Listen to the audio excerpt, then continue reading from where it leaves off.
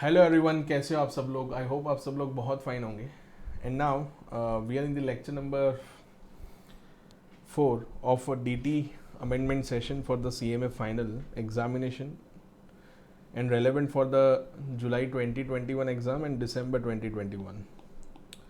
सो जैसा कि फ्रेंड्स हमने लास्ट लेक्चर के अंदर डिस्कस किया था अबाउट द TDS के जो भी हमने अमेंडमेंट्स थे वो देखे थे। तो हमने ये देखा था कि TDS के अंदर गवर्नमेंट ने कुछ सिलेक्टेड सेक्शंस ऐसे हैं जिसके अंदर उन्होंने कुछ रिलैक्सेशन क्या किया हुआ है, ऑफ़र किया हुआ है।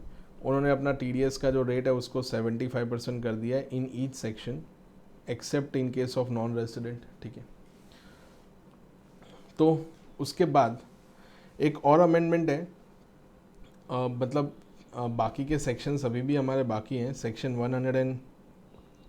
194A, 194C एंड 194J में भी अमेंडमेंट हुआ है। सो इसको हम थोड़ी देर बाद डिस्कस करते हैं। उससे पहले एक और इम्पॉर्टेंट अमेंडमेंट्स जो एग्जामिनेशन पॉइंट ऑफ व्यू से मेरे हिसाब से बहुत ही ज़्यादा इम्पॉर्टेंट है, that is a tax collection at source. Okay, TCS। Now TCS का क्या मतलब होता है, तो पहले तो ये समझिए। तो आपने टैक्स डिडक्टेड एट सोर्स तो सुना होगा। टैक्स डिडक्टेड एट सोर्स मतलब क्या, जब इनकम क्या होती है अक्रू हो जाती है उसी पॉइंट पे आपको क्या करना है, TDS डिडक्ट करना है। वो भी कुछ स्पेसिफाइड सेक्शन है उसमें आपको डिडक्ट करना है।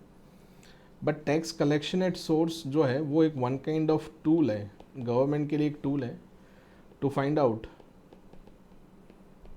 Out any income which may not be or might not be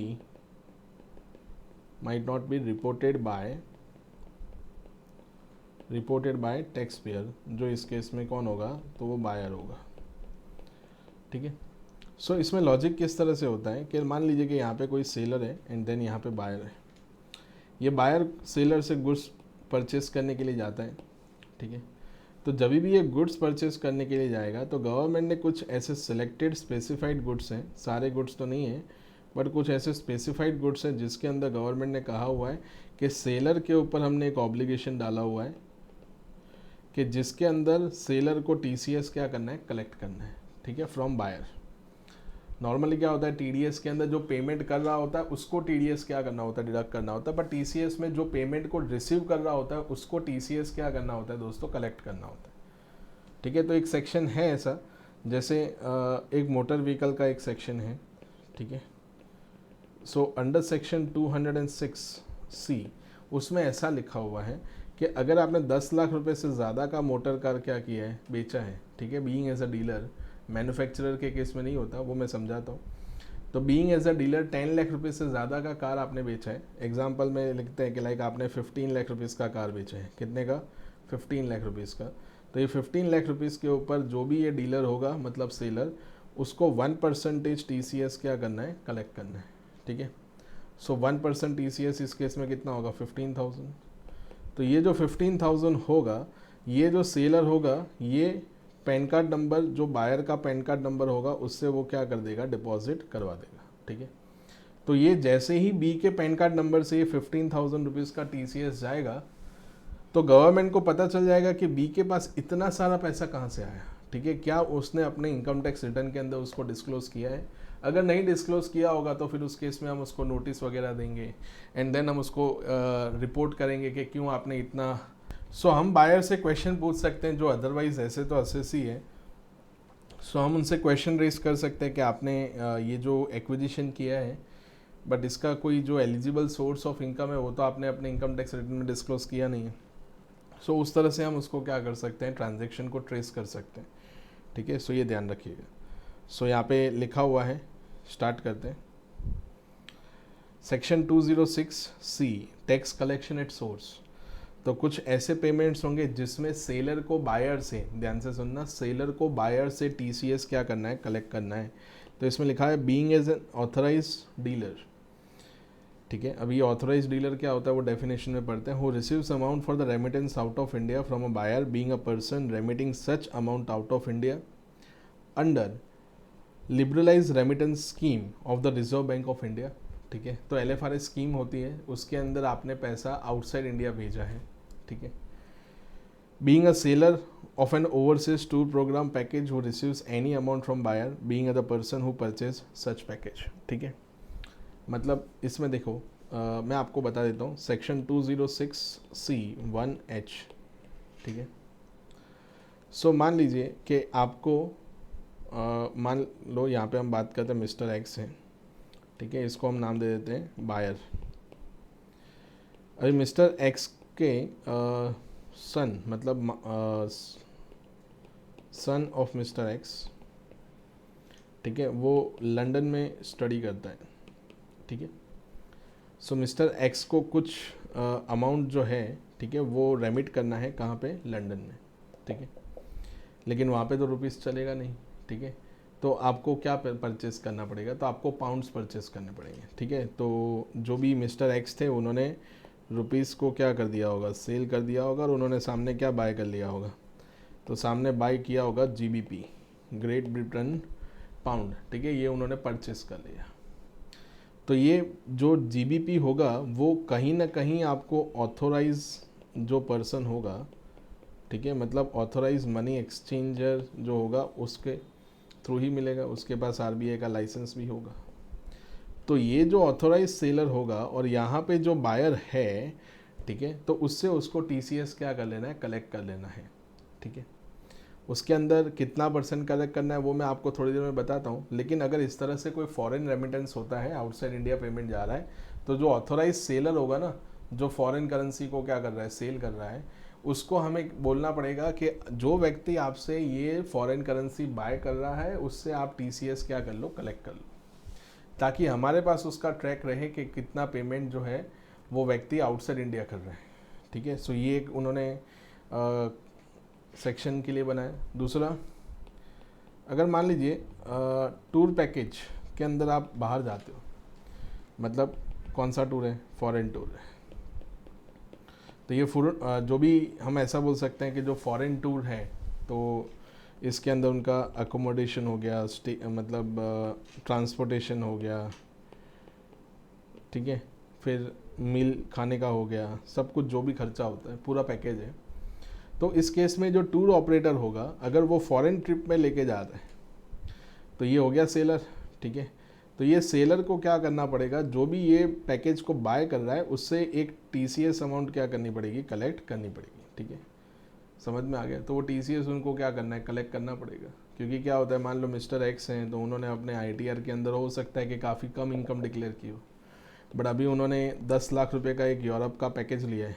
ठीक है, स्विट्ज़रलैंड, नॉर्वे, इन सब जगह पे घूमने जाने वाले। ठीक है, सरकार बोले इतना पैसा आपने लाया कहाँ से। ठीक है, तो इतना पैसा आपने 10 लाख रुपए स्पेंड किया, तो मे बी आपके पास पैसा होगा, आपने उसको कमाया होगा, लेकिन उसको अमाउंट को आपने हमें डिस्क्लोज़ नहीं किया। ठीक है, तो हम आपसे क्या मांगेंगे, उसके लिए टैक्स मांगेंगे, एज वेल एज पेनल्टी भी मांग सकते हैं।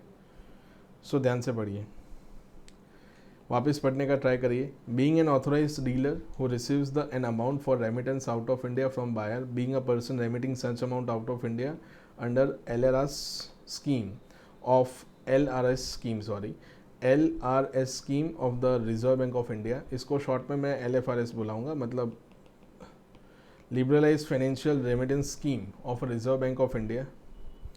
उसके अंदर लिखा है being a seller of an overseas, उसके बाद दिया हुआ है being a seller of an overseas tour package, okay, who receives any amount from a buyer being the person who purchase the such package shall at the time of debiting amount payable by buyer or at the time of receipt of such amount from the said buyer by any mode whichever is earlier collect from the buyer a sum equal to 5% of such amount as a income tax। कोई भी Covid का relaxation नहीं है, मतलब वो जो 3.75% जो आप मांगोगे, बोले 5% का सर 75% दो, तो ये जो 5% का हम 75%, ऐसा कोई भी रिलैक्सेशन हम उनको नहीं देंगे। ठीक है, तो ये ध्यान रखना। Provided that the authorized dealer shall not collect the sum if any amount or if the amount or the aggregate of the amounts being remitted by the buyer is less than 7 lakh in the financial year and is for the purpose other than the purchase of overseas tour program package। मतलब tour package के लिए कोई limit नहीं है, इसमें कोई limit नहीं है। मतलब अगर 10,000 रुपये का भी पैकेज लिया होगा तो भी TCS आपको कलेक्ट करना है। इसमें लिमिट आपको दे रखी है कितना, 7 लाख रुपीज़ का। ठीक है। Provided further that the sum to be collected by an authorized dealer from the buyer shall be equal to 5% of the amount or the aggregate of the amount in excess of rupees 7 lakh remitted by buyer in the financial year, where the amount being remitted is for the purpose other than the purchase of the overseas tour program। ठीक है, तो यहाँ पे लिखा है access of 7 lakh, मतलब 7 लाख रुपये से जितना ज़्यादा होगा उसके ऊपर आपको 5% TCS क्या करना है, कलेक्ट। किसको कलेक्ट करना है? तो वो जो भी ऑथोराइज सेलर होगा जो इस तरह के फॉरेन करेंसी में डील कर रहा है। Okay, provided also that the authorized dealer shall collect a sum equal to 0.5% of the amount or aggregate of the amount in excess of rupees 7 lakh remitted by the buyer in financial year। ध्यान से पढ़ना, if the amount being remitted out is loan obtained from any financial institution as defined in this section 80E, मतलब अगर education purpose के लिए amount क्या किया हुआ है, आपने रेमिट किया हुआ है और उसमें भी आपने क्या लिया हुआ है, लोन लिया हुआ है। ठीक है, तो उस केस में हम 0.5% ही करेंगे इंस्टेड ऑफ 5%। ठीक है, तो अगर मान लो कि ये जो लंदन में पैसा ट्रांसफ़र किया है, तो अगर मिस्टर एक्स ने लोन लेके ट्रांसफ़र किया है, क्या मिस्टर एक्स ने उसको लोन लेके ट्रांसफ़र किया हुआ है, तो उस केस में क्या होगा, तो 0.5% हमें डिडक्ट करना है। तो इस केस में 0.5% करना है। बट अगर मिस्टर एक्स ने खुद अपने पॉकेट से पे किया हुआ है तो फिर कितना परसेंट करना पड़ेगा, 5%। तो अगर सेल्फ ट्रांसफ़र होगा तो 5%, अगर उसने लोन लिया होगा तो कितना कंसिडर करेंगे हम, 0.5%। तो ये ध्यान रखना। Provided also that the authorise dealer shall not collect the sum or on an amount in respect of which the sum has been collected by the seller. मतलब अगर TDS ऑलरेडी क्या हो चुका है, ध्यान से समझिएगा, TDS ऑलरेडी क्या हो चुका है, डिडक्ट हो चुका है, deducted, then no TCS shall be collected. ये थोड़ी देर बाद में बताऊंगा आपको इसका क्या कॉन्सेप्चुअल अंडरस्टैंडिंग होगा। Provided also that the provision of this subsection shall not apply if the buyer is liable to deduct tax at a source. तो मैंने थोड़ी देर पहले ही बताया आपको। और ध्यान से देखो, द सेंट्रल गवर्नमेंट और state government and embassy, high commission, ठीक है, फिर अगर कोई भी गवर्नमेंट रिप्रेजेंटेटिव होता है, ठीक है, तो उन्होंने अगर बाय किया होगा तो उसके अंदर कोई TCS आपको कलेक्ट करना नहीं है। एक्सप्लेनेशन समझाया। ऑथोराइज डीलर का मतलब क्या होता है, तो जिसके पास लाइसेंस होता है वो authorise dealer. Overseas tour programme package मतलब कोई भी टूर प्रोग्राम जो विजिट कर रहा है किसी आउटसाइड इंडिया वाली कंट्री को, ठीक है, जिसके अंदर ट्रैवल, स्टे, मील, उन सब का खर्चा क्या होगा, इंक्लूडेड ही होगा। ठीक है, सो ये ध्यान रखना। सो यहाँ पे एक टेबल में समझाया गया है कि क्या क्या रेट आपको कंसीडर करना है। देखिएगा सब लोग। Purchase of overseas tour programme package, assess the purchase of foreign tour package from travel agent abroad and remits him money in foreign exchange। तो आपने नाम सुना होगा थॉमस कुक, ठीक है, ओके। या तो बहुत सारी ऐसी कंपनीज हैं जो फॉरेन टूर प्रोवाइड करती हैं, तो उस केस में 5% क्या करना है, TCS कलेक्ट करना है। ठीक है, दैट पर्सन मतलब ऑथोराइज जो भी पर्सन होगा वो कलेक्ट करेगा। ठीक है, 10% if pan card number is not available. Threshold limit, तो इसमें कोई लिमिट नहीं है, नो लिमिट, ऐसा भी आप लिख सकते हो, कोई भी लिमिट इसमें लगेगी नहीं। उसके बाद लिखा है pursuing foreign education abroad and money remitted abroad out of the loan obtain from any financial institution. ठीक है, तो फाइनेंशियल इंस्टीट्यूशन से लोन लेना है, किसी रिलेटिव से लेके नहीं दिया है। ठीक है, तो उस केस में 0.5% लगेगा। ठीक है, एंड अगर आपके पास पैन कार्ड नंबर नहीं है तो 5%। ठीक है, नो TCS, अगर 7 लाख तक का रेमिटेंस होगा तो कोई भी TCS हम करेंगे नहीं। ठीक है, मतलब कलेक्ट करना नहीं है। फॉरेन एजुकेशन के लिए गए लेकिन आपने पैसा फाइनेंशियल इंस्टीट्यूशन से नहीं लिया, आपने खुद ही क्या किया, ओन पॉकेट, मतलब खुद के पॉकेट में से ही दे दिया, तो फिर कितना परसेंट होगा, 5%। ठीक है, इसमें भी लिमिट है 7 लाख रुपीज़ की। और अगर किसी और पर्पज़ के लिए आप ट्रांसफ़र कर रहे हो, तो किसी और पर्पज़ के लिए कर रहे हो तो अगेन कितना होगा, 5%। इसमें भी लिमिट आपको दे रखा है कितने लाख का, 7 लाख रुपीज़ का आपको लिमिट दे रखा है। ठीक है, सो आई होप ये आपको क्लियर हुआ होगा। सेक्शन 206 उसमें नोट नंबर 1 दिया है, Buyer, in the context, buyer would be an individual purchasing a foreign currency for remittance towards a specified and permitted purpose under LFRS. Broadly stated, LFRS permit the remittance by the resident individual up to US dollar 2,50,000 for a capital and current account transactions like opening a bank account, investment, gift, tourism, expense of children for study and medical expenses and like. ठीक है. Seller means the authorise dealer remitting money, क्या लिखा हुआ है, abroad. Okay, सो ये ध्यान रखना. फिर यहाँ पे समझाया हुआ है ओवरसीज टूर प्रोग्राम पैकेज. तो ओवरसीज में हमने क्या डिस्कस किया कि 5% TCS कलेक्ट करना है. जो वो पैकेज को बेच रहा है उसको 5% TCS कलेक्ट करना है. कोई भी लिमिट एप्लीकेबल नहीं होगा, नो लिमिट. ठीक है, जो भी अमाउंट होगा सब पे TCS आपको कलेक्ट करना है. तो यहाँ पे लिखा है TCS विल बी 10% अगर पैन कार्ड नंबर नहीं दिया तो. Buyer could be resident, non-resident. Buyer could be company, firm, individual, or any other person.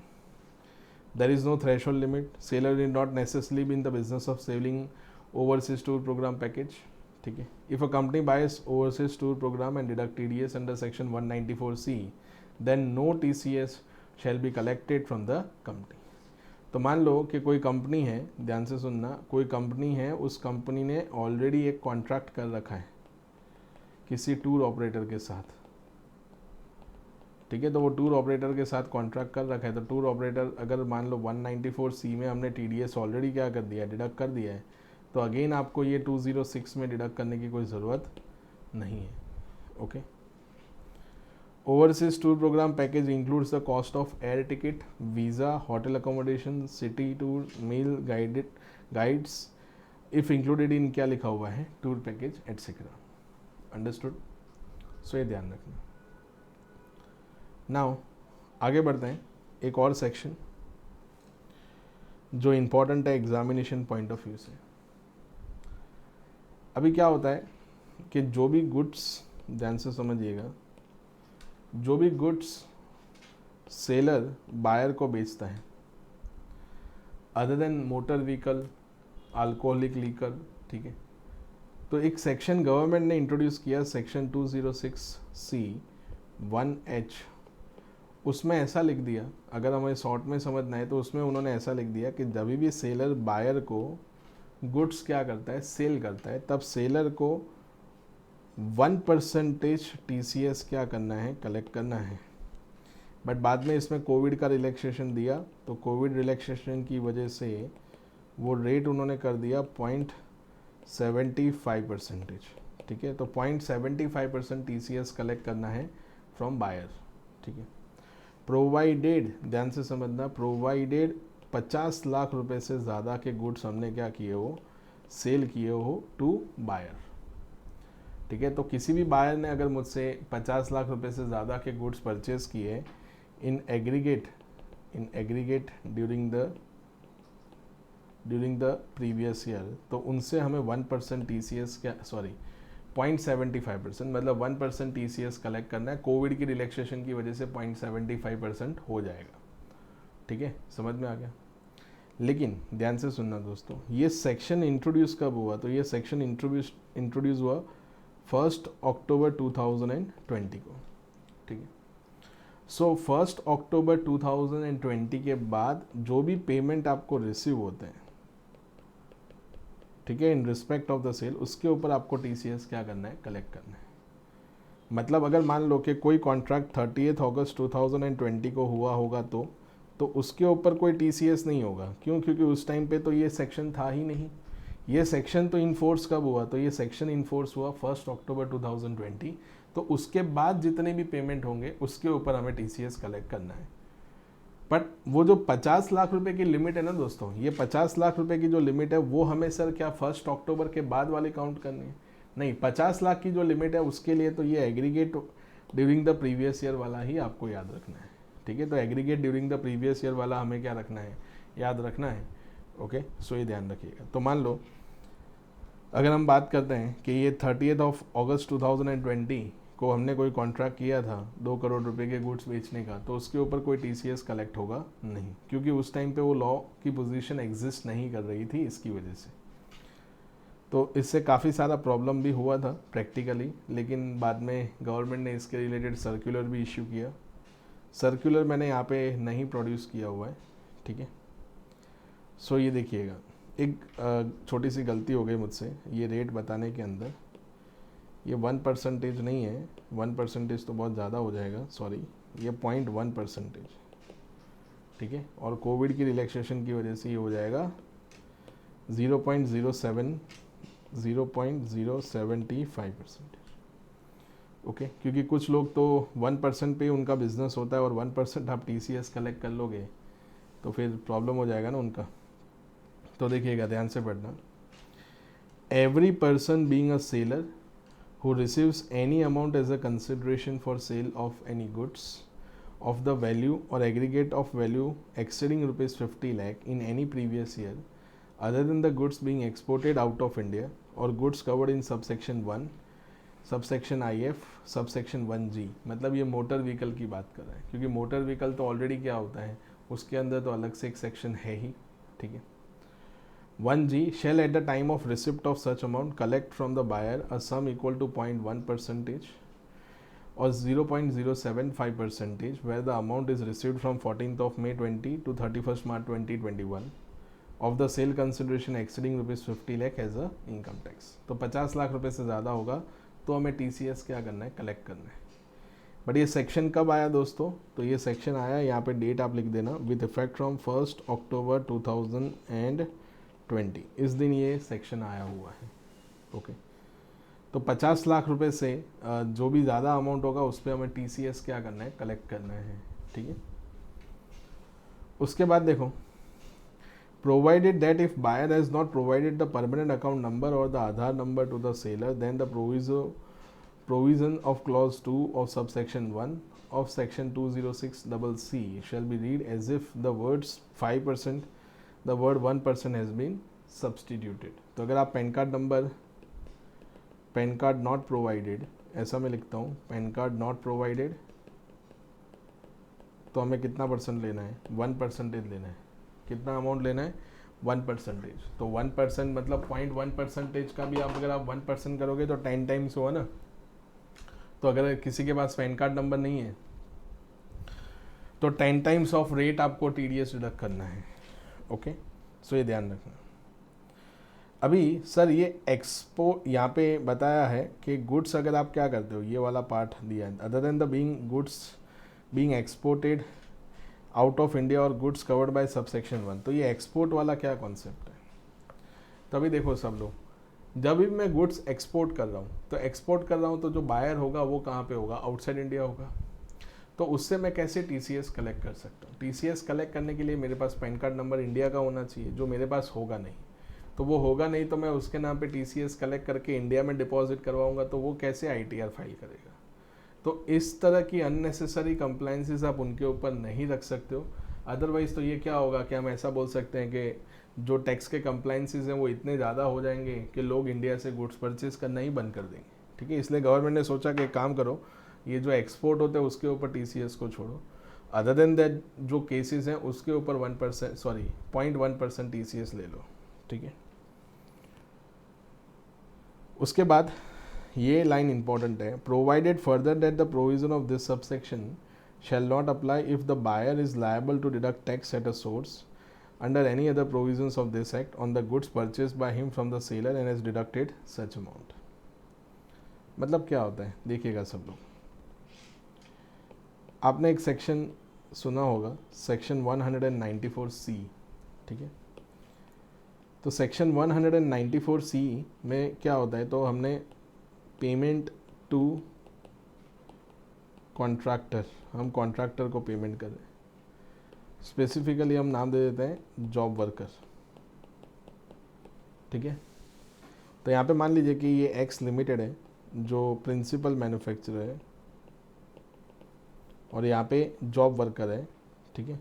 तो ये प्रिंसिपल मैन्युफैक्चरर ने दोस्तों जॉब वर्कर को कुछ गुड्स, ध्यान से समझना, कुछ गुड्स प्रोड्यूस करने के लिए दिया हुआ है, ठीक है। And raw material is also supplied by, raw material जो है वो सप्लाइड बाय कौन है, तो सप्लाइड बाय एक्स लिमिटेड, ठीक है। तो एक्स लिमिटेड ने ही रॉ मटेरियल को क्या किया हुआ है, सप्लाई किया हुआ है, किसको, जॉब वर्कर को। तो मान लो कि एक्स लिमिटेड ने 1 करोड़ रुपीज़ का रॉ मटेरियल सप्लाई किया और जॉब वर्कर ने जॉब वर्क करके 20 लाख रुपए में काम कंप्लीट करके दिया, ठीक है, वर्क कंप्लीटेड। तो अभी इस केस में होगा क्या दोस्तों, ये एक्स लिमिटेड जब भी पेमेंट करेगा, किसको पेमेंट करेगा, तो पेमेंट जब किसको करेगा, जॉब वर्कर को, तो उस केस में वो 2% TDS डिडक्ट कर देगा। डिपेंडिंग, अगर सामने वाला इंडिविजुअल HUF होगा तो 1% करेगा, अगर कंपनी का होगा तो 2%। ऑफकोर्स कोविड रिलैक्सेशन उसमें भी मिलेगा, जो रेट होगा उसका 0.75% आप कर सकते हो। तो अभी हुआ क्या, ये 20 लाख रुपए के ऊपर मान लीजिए 2% विदाउट कोविड रिलैक्सेशन की हम बात करें तो 40,000 रुपये TDS ऑलरेडी क्या हो चुका है, already deducted under section 194C। तो क्वेश्चन ये अराइज होता है कि क्या सर सेक्शन 2061 C1H के अंदर अगेन हमें क्या इसके ऊपर TCS कलेक्ट करना है? Then the answer is no, इसमें हमें कोई TCS कलेक्ट करना नहीं। क्यों? क्योंकि ट्रांजैक्शन अल्टीमेटली TDS हो या TCS हो, इन दोनों से हम क्या ट्रेस करते हैं, तो ट्रांजैक्शन को ट्रेस करते हैं। तो इस केस में TDS कलेक्ट हो गया ना, तो TDS कलेक्ट हो गया तो इस केस में एक्स लिमिटेड जब भी क्या करेगा, ये जॉब वर्कर है, ठीक है, तो जब पेमेंट करेगा तो TDS तो हमारे पास आ गया ना जॉब वर्कर का, तो वापस से जॉब वर्कर हम ऐसा बोलेंगे कि TCS के कंप्लायंसेस में डाले, तो ये सही नहीं है। तो अगर आप TDS में ऑलरेडी आ चुके हो तो आपको TCS में आने की ज़रूरत नहीं है। तो यहाँ पे इस केस में ये जो 20 लाख रुपीज़ है, मान लो ऐसे 4 इनवॉइस थे तो पूरे साल में 80 लाख रुपए का काम हुआ है। कितने का काम हुआ है? 80 लाख रुपए का काम हुआ है। फिर भी हम क्या करेंगे, फिर भी हम कोई भी TCS कलेक्ट नहीं करेंगे। समझ में आ गया? क्योंकि 194C के अंदर ऑलरेडी TDS क्या हो चुका है, डिडक्ट हो चुका है। अंडरस्टूड? ठीक है, तो ये आप नोट डाउन कर सकते हो। ओके, सो ध्यान रखना। सो यहाँ पे वही लिखा हुआ है, provided further that the provision of this subsection shall not apply if the buyer is liable to deduct tax at a source under any other provisions of this act. The goods purchased by him from the seller has deducted such amount. ठीक है, explanation समझाया है यहाँ पे। For the purpose of this subsection, buyer means a person who purchase any goods but does not include the central government, state government, high commission। ठीक है, क्योंकि क्या है, हमें किन लोगों को ट्रेस करना है, तो जो लोग अपनी इनकम को डिस्क्लोज नहीं करते तो हम उनको TCS के ज़रिए ट्रेस कर सकते हैं। बट सामने मान लो गवर्नमेंट वगैरह है तो उनसे TCS कलेक्ट करके कोई मतलब नहीं है, क्योंकि ऑलरेडी वो सारे कंप्लायंसेस गवर्नमेंट तो अपने एंड से कर ही रही होगी ना। Local authority has defined in the explanation two clause 20 of section 10 a person importing goods into India. तो मैंने गुड्स इंपोर्ट किया इंडिया के अंदर या एक्सपोर्ट किया तो उस पर TCS की कोई ऑब्लिगेशन नहीं होती है। मैं इंपोर्ट करूँगा, ठीक है, और एज अ बायर, ठीक है, मैं इंपोर्ट कर रहा हूँ, सेलर कहीं और बैठा है, तो वो सेलर तो आउटसाइड इंडिया बैठा होगा, तो उसको थोड़ी ना TCS का कुछ नॉलेज होगा। उसके बाद देखो दिया हुआ है, seller means a person whose total sales, gross receipt or turnover from the business carried on by the him exceed ₹10 crore during the financial year immediately preceding the financial year in which the sale of goods is carried out. Not being a person as a central government may by notification in the official gazette specify for this purpose subject to such condition as may be specified therein. मैंने आपको थोड़ी देर पहले भी बताया कि ये section कब आया, तो ये आया है 1 अक्टूबर 2020 को। ठीक है, तो ध्यान रखिएगा यहाँ पे no TCS shall be collected under section 206C subsection 1H। ठीक है, ओके, तो इसको आप एक बार पढ़ सकते हो कि कौन से केसेस में TCS कलेक्ट नहीं होगा। 50 लाख से ऊपर होगा, ठीक है, और 50 लाख से जितना एक्सेस होगा, मान लो कि आपने 60 लाख का सेल किया है तो 60 माइनस 50 लाख, तो 10 लाख रुपीज़ के ऊपर आपको 0.075% TCS क्या करना है, कलेक्ट करना है। और वो भी कब, जब ये एप्लीकेबिलिटी हो जाए उसके बाद। उससे पहले के तो जो सेल हुए उसमें तो TCS होगा नहीं, क्योंकि उस टाइम पे तो लॉ एग्जिस्ट ही नहीं कर रहा था। ओके, सो आप ये सब कुछ पढ़ सकते हो, यहाँ पे लिखा हुआ है। ठीक है, अगर बायर, ध्यान से सुनना, बायर अगर क्या करता है, अपना पैन कार्ड डिटेल नहीं देता है तो 1% होगा, ठीक है। ये नोट नंबर 3, इसको आप इम्पोर्टेंट मार्क कर सकते हो। देखिएगा सब लोग, if BlackBerry sells cloth of ₹60 lakh to XYZ in previous year 31st March 2021 and XYZ stitches shirts as per the specification of BlackBerry, it raises a consolidated bill of ₹80 lakh, then the TDS shall be deducted under section 194C। क्योंकि ये तो दोस्तों कौन सा case हो गया, ये तो जॉब वर्कर का केस हो गया ना। तो अगर जॉब वर्कर का केस होगा तो सेक्शन 194C में कवर हो जाएगा। तो इस पर्टिकुलर ट्रांजेक्शन को तो हम सेक्शन 194C से ही ट्रेस कर लेंगे ना, तो इसके अंदर वापस से कोई कंप्लाइंसेस आपको करने की कोई ज़रूरत नहीं। तो इसमें कोई भी TCS होगा नहीं, नो TCS। इवन इफ अगर गुड्स का सप्लाई 50 लाख रुपए से ज़्यादा होगा तो भी, तो यहाँ पे लिखा है now even if the sales of BlackBerry exceeded ₹10 crores in previous year 31st March 2020, it is not required to collect TCS। Note number 4 देखो, the above percentage referred in section 206C shall be increased by surcharge and health and education cess for assessment year 21-22 as under। तो अभी क्या है कि अभी से आप ध्यान रखिएगा, TDS एंड TCS उसके अंदर जो टैक्स रेट्स आपको दिए होते हैं ना, वो विदाउट सरचार्ज एंड सेज होते हैं, ठीक है। बट आप जब भी, ध्यान से समझना, आप जब भी पेमेंट किसको करते हो, मतलब पेमेंट या तो नॉन रेसिडेंट को करते हो या तो नॉन रेसिडेंट से पेमेंट आप रिसीव करते हो, other than the exception which is created in this section. तो नॉन रेसिडेंट से जब भी आप पेमेंट रिसीव करते हो या पे करते हो तो उस केस में आपको विथ सरचार्ज अगर एप्लीकेबल है तो, इफ़ एप्लीकेबल एंड सेज, उसके साथ आपको TCS क्या करना है, कलेक्ट करना है, ठीक है, या TDS डिडक्ट करना है। तो यहाँ पे लिखा है फॉरेन कंपनी, तो फॉरेन कंपनी पे सरचार्ज का रेट कितना है, 2% या फिर 5%।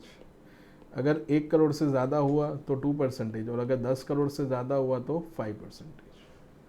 अगर हम बात करें इंडिविजुअल HUF की, तो इंडिविजुअल HUF में आपको पता है कि 10% सरचार्ज लगता है, फिर 15% भी लगता है, फिर 25% भी लगता है, फिर 37% भी लगता है, ठीक है। फिर अगर हम बात करें कोऑपरेटिव सोसाइटी की, किसकी बात करें, कोऑपरेटिव सोसाइटी की अगर हम बात करें, तो कोऑपरेटिव सोसाइटी का अगर हम बात करें तो उस केस में जो भी रेट है 12% है TCS का, सॉरी सरचार्ज का, तो वो आपको ऐड करके करना है। लेकिन ये सब कुछ कब होगा, ये सब कुछ तभी ही होगा जब वो नॉन रेसिडेंट होते हैं। तो यहाँ पे जो भी तीनों लिखे हुए हैं ना, ये तीनों जो पार्ट है ना, ये किसका पार्ट है, नॉन रेसिडेंट का, ठीक है। तो अगर आप किसको पेमेंट कर रहे हो, अगर आप रेसिडेंट को पेमेंट कर रहे हो, तो अगर रेसिडेंट को पेमेंट कर रहे होंगे तो उस केस में यहाँ पे लिखा हुआ है surcharge and health and education cess shall not be added in case of the resident buyer. Understood. Now उसके बाद देखिए सेक्शन 206C सबसेक्शन 7। सो अभी अगर आप TCS या TDS, ठीक है, तो TCS अगर आप क्या करते हो, लेट डिपॉजिट करवाते हो, तो उसके ऊपर फ्रेंड्स आपको क्या पे करना पड़ता है, इंटरेस्ट पे करना पड़ता है, okay, at the rate of 1%, और कुछ केसेस में तो आपको 1.5% भी इंटरेस्ट पे करना पड़ता है, ठीक है। तो TCS में भी सेम टू सेम ही है, आपको इसमें भी 1% क्या करना पड़ेगा, इंटरेस्ट पे करना पड़ेगा, ओके। सो ये ध्यान रखना है आपको। तो इस लिखा है if the person responsible for collecting tax does not collect the tax or after collecting the tax fails to pay, he shall be liable to pay a simple interest at the rate of 1% per month or part thereof of the amount of such tax from the date on which such tax was actually paid। मतलब जिस दिन वो tax deductible था, तो deductible कब होता है, तो जिस दिन आप अपने बुक में एंट्री करते हो, जिस दिन सेलर अपने बुक में एंट्री करता है और जिस दिन वो पेमेंट क्या करता है, रिसीव करता है, विच एवर इज़ अर्लियर, इन दोनों डेट में से जो भी अर्लियर डेट होगा उस दिन पे TCS आपको कलेक्ट करना होगा, ओके। सो ये ध्यान रखना। अभी ना ये एक सेक्शन है ऐसे, इसमें कोई अमेंडमेंट नहीं है, बट स्पेसिफिकली यहाँ पे इसलिए कवर किया है ताकि आपको याद रहे, एग्ज़ाम में नहीं आएगा। सेक्शन 201 सबसेक्शन 1 उसमें ऐसा लिखा है पर्सन इन डिफ़ॉल्ट, ठीक है, मतलब असेसी इन डिफ़ॉल्ट। तो अगर कोई भी व्यक्ति, ध्यान से सुनिएगा, अगर कोई भी व्यक्ति TDS में क्या करता है दोस्तों, डिफ़ॉल्ट करता है, तो वो TDS में डिफ़ॉल्ट करता है तो वो एक्सपेंस उसके P&L में तो डेबिट नहीं होता, ओके, मतलब वो प्रॉफिट एंड लॉस अकाउंट में से उसको हम क्या कर देते हैं, डिसअलाउ कर देते हैं। लेकिन उसके अंदर एक प्रोविज़ो था, अगर आपको याद हो, प्रोविज़ो ये था कि the assessee should not be treated as assessee in default if जो रिसिपिएंट है उसने उसके ऊपर क्या पे कर दिया हो, टैक्स पे कर दिया हो, और CA से क्या करके दिया हो, सर्टिफाई करके दिया हो कि इन्होंने ये टैक्स क्या कर दिया है, पे कर दिया, तो उस व्यक्ति को असेसी इन डिफ़ॉल्ट नहीं माना जाता, ठीक है। तो वो सेम टू सेम प्रोविज़न यहाँ पे भी एप्लीकेबल होगा इन केस अगर आपने TCS डिफ़ॉल्ट किया होगा। तो अगर बायर ने, ध्यान से सुनना, अगर बायर से आपने टैक्स नहीं लिया पर बायर ने उस पर्टिकुलर इनकम को उसने डिस्क्लोज कर दिया है अपने ITR के अंदर, तो इन दैट केस उसको हम असेसी इन डिफ़ॉल्ट नहीं मानेंगे, ठीक है। सो अमेंडमेंट कुछ भी नहीं है, सिर्फ एक क्लैरिफिकेशन दिया हुआ है। हावेवर ये आपको रिलैक्सेशन तो मिलेगा, लेकिन उस केस में आपको इंटरेस्ट तो पे करना ही पड़ेगा, जो इंटरेस्ट आपको 1% है वो आपको पे करना पड़ेगा। तो इसमें लिखा है provided that where a person liable to collect tax as per section 206 और 1C is not deemed to be assessed in default, condition given in proviso to section 201 are satisfied, the interest shall be computed up to the date of furnishing the return of income by buyer और licensee और क्या लिखा हुआ है, lessee, ठीक है। सो आपको defaulter नहीं डिक्लेयर किया जाएगा। नाउ अभी मैं कुछ चीज़ें आपको बताने जा रहा हूँ, वो शायद एग्ज़ाम में आएगा नहीं आएगा, आई डोंट नो, ठीक है, बट एक सर्कुलर गवर्नमेंट ने इश्यू किया है, ओके। जो सर्कुलर उन्होंने इश्यू किया था ऑन 29 सितंबर 2020, ठीक है। सो जैसे सेक्शन 206C 1G एंड हमने 206C 1H देखा, 1G के अंदर हमने देखा वो LFRS स्कीम के अंदर आपने रेमिटेंस किया हो या फिर आपने कोई फॉरेन एजुकेशन के लिए पेमेंट किया हुआ है, तो उस केस में TCS आपको कलेक्ट करना होगा। एज वेल एज अगर कोई फॉरेन टूर पे आप जा रहे हो तो वो जो फॉरेन टूर प्रोवाइडर होगा उसको भी TCS क्या करना है, कलेक्ट करना है। तो ये दोनों ही सेक्शन कब से एप्लीकेबल हुए, तो वो एप्लीकेबल हुआ 1 अक्टूबर 2020 को। उससे पहले ही इन्होंने ये सर्कुलर क्या किया, इश्यू किया, ठीक है। सो अब ध्यान दीजिएगा। सो अभी अगर हम बात करते हैं सेक्शन 206C 1H, अगर पेपर टफ निकालना है तो ऐसा क्वेश्चन आ सकता है, तो ध्यान दीजिए सब लोग। अभी हुआ क्या कि लाइक हम बात करें, ये जो गुड्स 50 लाख रुपए से ज़्यादा के क्या होंगे, सप्लाई होंगे, ठीक है, उसके अंदर हमें TCS कलेक्ट करना है एट द रेट ऑफ 0.075%। इतना TCS हमें क्या करना है, कलेक्ट करना है। तो ये 50 लाख रुपीस हमें कैसे काउंट करना है, तो फ्रॉम 1 अप्रैल 2020 से लेकर 30 सितंबर 2020 उस दिन तक तो कोई TCS था ही नहीं इसके ऊपर, तो नो TCS। हावेवर हमें जो एग्रीगेट लिमिट काउंट करना है, ध्यान से समझना, हमें एग्रीगेट लिमिट काउंट करना है। तो एग्रीगेट लिमिट फॉर किसके लिए काउंट करना है, for whole year.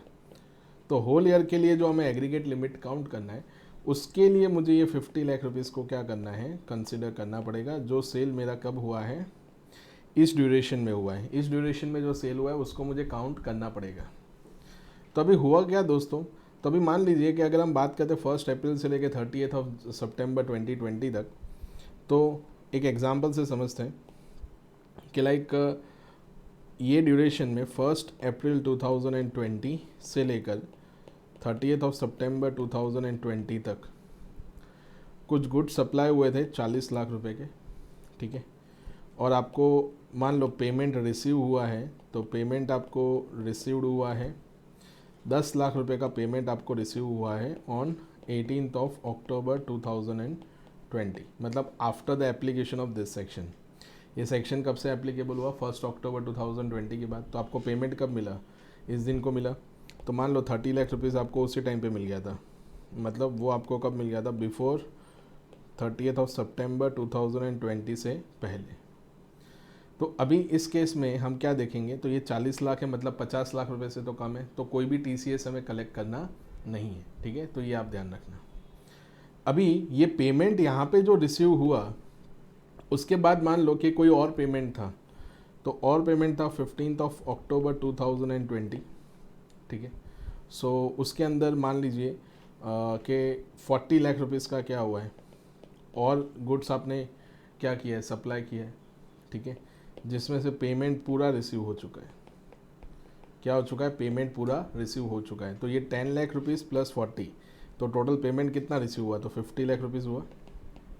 But total sales कितना हुआ टू दैट पर्सन, तो total sales to that person, जो सेम पर्सन को आपने क्या गुड्स बेचा, तो उसको जो आपने गुड्स बेचा वो कितने का बेचा, तो 40 लाख रुपए का गुड्स बेचा था, प्लस 50 लाख का आपने और बेचा, ठीक है। तो 90 लाख रुपए का गुड्स बेचा। 90 लाख में से 50 लाख रुपए हमें माइनस कर देने, क्योंकि उसके ऊपर कोई भी टीसीएस कलेक्ट नहीं होगा। तो ये बाकी का बैलेंस 40 लाख रुपीज़ पे हमें टीसीएस क्या करना है, कलेक्ट करना है। कितना कलेक्ट करना है, तो 0.075%। समझ में आ गया। तो ये 0.75% हम टीसीएस क्या करेंगे, कलेक्ट करेंगे। तो जो भी एक्स अमाउंट आती है, ठीक है। बट मान लीजिए अगर हम बात करें कि लाइक 25 जुलाई 2020, उस दिन तो सेक्शन 206C1H तो था ही नहीं, ठीक है, इस दुनिया में ही नहीं था। तो उस दिन मान लो कि 1,80,00,000 रुपए का हमने गुड सप्लाई किया, तो क्या इसके ऊपर हमें टीसीएस कलेक्ट करना है, तो आंसर इज़ नो, हमें कलेक्ट करना नहीं है। क्यों कलेक्ट नहीं करना है, बिकॉज ऑफ द फैक्ट उस टाइम पे तो ये लिमिट थी ही नहीं, ओके। तो ये लिमिट थी ही नहीं, तो हम कैसे उसके अंदर टीसीएस क्या कर सकते, कलेक्ट कर ही नहीं सकते, ओके। तो इसमें कोई टीसीएस कलेक्ट होगा नहीं। दूसरा, ये सेक्शन 206C1H तभी एप्लीकेबल होगा जब आपका टर्नओवर 10 करोड़ से क्या होगा, ज़्यादा, तभी आपको टीसीएस क्या करना होगा, कलेक्ट करना होगा, ठीक है। तो ये सर्कुलर के अंदर पार्ट दिया हुआ है, इसमें 2-3 चीज़ें और भी हैं, but I don't think so कि उतना डिटेल में वो लोग जाएंगे, ओके। सो ये ध्यान रखना। आगे बढ़ते हैं। एक और चीज़ जो मुझे आपको क्लियर करनी है, ठीक है। अभी क्या होता है, ध्यान से समझना। मैन्युफैक्चरर जब भी कार डीलर को मतलब वो डिस्ट्रीब्यूटर को कार ट्रांसफ़र करेगा, तब कोई भी टीसीएस कलेक्ट नहीं करेगा, no TCS under section 206C1G। उसके अंदर कोई भी टीसीएस कलेक्ट नहीं होता, क्योंकि प्रोविज़न क्या है कि इंडिविजुअल कार 10 लाख रुपये से ज़्यादा होगी तो वो आपसे टीसीएस कलेक्ट करना है। बट वो किससे, फ्रॉम कस्टमर, किससे कलेक्ट करना है, आपको पकड़ना किसको है, जो लोग आके कार को ख़रीद रहे हैं। तो ये जो कार डिस्ट्रीब्यूटर है वो कार को ख़रीद किसके लिए रहा है, तो वो बेचने के लिए ख़रीद रहा है, यूज़ करने के लिए नहीं ख़रीद रहा है। तो उन्होंने कहा कि मैन्युफैक्चरर से कार डीलर के पास अगर कार जाएगी तो उस पर कोई टीसीएस की ऑब्लिगेशन नहीं रहेगी, इंडिविजुअल कार की कोई ऑब्लिगेशन नहीं रहेगी, जो 10 लाख से लिमिट जो ऑलरेडी एग्जिस्ट कर रही थी। बट बाद में after the implementation of section 206(1)H, अभी ये मैन्युफैक्चरर कार डीलर से टीसीएस कलेक्ट करेगा at the rate of 0.075%। Even if the car की जो प्राइस है वो 10 लाख रुपीज़ से कम है, तो भी हमें टीसीएस क्या करना है, कलेक्ट करना है। तो वो मैन्युफैक्चरर किससे कलेक्ट करेगा, तो वो जो कार डिस्ट्रीब्यूटर होगा उससे वो क्या करेगा, कलेक्ट करेगा। कार डिस्ट्रीब्यूटर आगे जब कस्टमर को बेचेगा, तब अगर 10 लाख रुपए से ज़्यादा का कार होगा तो फिर वो भी टीसीएस क्या करेगा, कलेक्ट करेगा। तो दोनों डिफरेंट सेक्शंस हैं, सो आप ये ध्यान रखिएगा। सो कोई भी कन्फ्यूजन है तो आप पूछ सकते हो। ये सर्कुलर का पार्ट दे रखा है जो मैंने आपको बता दिया, तो एग्ज़ाम में अगर कहीं आता है इसका क्वेश्चन तो आप समझ लीजिएगा इसको, ठीक है, ओके।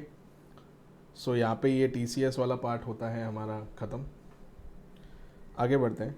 अभी 3 सेक्शन हमारे और बाकी है टीडीएस के अंदर, उसको कंप्लीट करते हैं।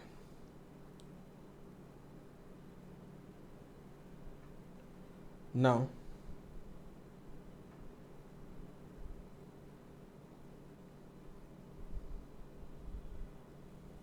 पेज नंबर 37 पे दे रखा है amendment in TDS and TCS. Now अभी क्या होता है कि एज सच टीडीएस वही लोग डिडक्ट करते हैं जनरली इन ऑल केसेस जिनके बुक्स ऑफ अकाउंट क्या होते हैं, जिनके बुक्स ऑफ अकाउंट क्या होते हैं, ऑडिटेबल होते हैं अंडर सेक्शन 44AB। ठीक है, तो अगर आपके बुक्स ऑफ अकाउंट ऑडिटेबल नहीं है तो आपको टीडीएस नहीं डिडक्ट करना होता है। मैं स्पेसिफिकली बात कर रहा हूँ इंडिविजुअल एंड एचयूएफ, तो उनको कोई टीडीएस डिडक्ट करना नहीं होता। अगर उनके बुक्स ऑफ अकाउंट ऑडिटेबल है तो ही उनको करना है, अदरवाइज नहीं करना है। ठीक है, सो यहाँ पे वही लाइन लिखा हुआ है। तो अभी आपको भी पता है कि सेक्शन 44AB के अंदर उन्होंने लिमिट को बढ़ा दिया है और 5 करोड़ तक कर दिया। अप टू 5 करोड़ तक कोई भी आपको ऑडिट करवाना नहीं है, प्रोवाइडेड आप 95% पेमेंट और रिसिप्ट आपका किस में हो, तो चेक से हो या ECS के ज़रिए हो। ठीक है, उसके ज़रिए होगा तो उस केस में हम क्या करेंगे, तो हम ऑडिट करवाने के लिए नहीं कहेंगे। तो सेम टू सेम वही प्रोविज़न इनके लिए भी क्या होगी, एप्लीकेबल होगी। तो अगर आपके बुक्स ऑफ अकाउंट ऑडिटेबल नहीं है तो उस केस में आपको TDS के कंप्लाइंसेस और एज वेल एज TCS के कोई कंप्लाइंसेस लगेंगे नहीं। ये लिखा हुआ है, सो आप इसको एक बार देख सकते हो, कोई प्रॉब्लम नहीं आएगा। नाउ सेक्शन 194A के अंदर अमेंडमेंट हुआ है। वैसे तो काफ़ी छोटा सा अमेंडमेंट हुआ है लेकिन यहाँ पे काफ़ी डिटेल में कवर किया हुआ है। नाउ सबसे पहले तो क्या होता था कि सेक्शन 194A किसके बारे में, तो जो इंटरेस्ट पेमेंट होता है other than interest on securities, उसमें 10% TDS डिडक्ट होता है, बट कोविड की रिलैक्सेशन की वजह से इफेक्टिव रेट कर दिया है 7.5%। ठीक है, अभी उसमें ऐसा लिखा था कि सिर्फ कोऑपरेटिव बैंक होती है, अदर देन कोऑपरेटिव सोसाइटी, उन्हीं लोगों को TDS डिडक्ट करना होता था। ये पहले की कहानी थी, बट अभी ये अदर देन वर्ड को निकाल दिया है और उन्होंने लिख दिया है कि कोऑपरेटिव बैंक मतलब cooperative society including cooperative bank, उनको TDS क्या करना है, डिडक्ट करना है। तो अगर कोऑपरेटिव सोसाइटी अपने मेंबर को इंटरेस्ट का पेमेंट करती है और अगर वो 40,000 रुपये से ज़्यादा होगा तो कोऑपरेटिव सोसाइटी को भी TDS क्या करना है, डिडक्ट करना है। अगर एक कोऑपरेटिव सोसाइटी दूसरे कोऑपरेटिव सोसाइटी को इंटरेस्ट का पेमेंट करता है तो उनको भी TDS का ऑब्लिगेशन है, और अगर किसी और को पेमेंट करते हैं तो उसके अंदर भी लिमिट है। ठीक है, सीनियर सिटीजन के अंदर लिमिट 50,000 का है, नॉर्मल लिमिट अपने मेंबर को देते हैं तो 40,000 का है, पर अगर अदर पर्सन को देते हैं जो उनके मेंबर नहीं है तो 5,000 का लिमिट है। ठीक है, तो ये ध्यान रखना। ये पूरा 194A ख़त्म हो गया, तो अभी सिर्फ हमें पढ़ना है। तो इसमें लिखा है any person not being an individual or HUF who is responsible for paying to a resident any sum or any income by way of interest other than the income by way of interest on securities shall at the time of credit of such income to the account of a P or at the time of payment thereof in cash or by issue of a check or draft by any other mode whichever is क्या लिखा हुआ है earlier deduct the income tax thereon at the rate of 10% and 7.5% जो Covid की वजह से relaxation हुआ। Okay, TDS आपको डिडक्ट करना है फिक्स डिपॉजिट और recurring deposit except saving deposit. ठीक है, तो ये आप लिख लीजिएगा, except saving deposits. Cooperative bank, तो अभी कोऑपरेटिव बैंक पे पहले कोऑपरेटिव सोसाइटी को एक्सक्लूड किया जाता था, बट अभी कोऑपरेटिव सोसाइटी को इंक्लूड किया गया है, तो आप यहाँ पे देख सकते हो। ठीक है, फिर अंदर का पढ़ने की कोई ज़रूरत नहीं है। इंडिविजुअल और HUF को TDS डिडक्ट नहीं करना होता, हाँ और अगर उनके बुक्स ऑफ अकाउंट ऑडिटेबल है तो करना होगा, ये यहाँ पे लिखा हुआ है।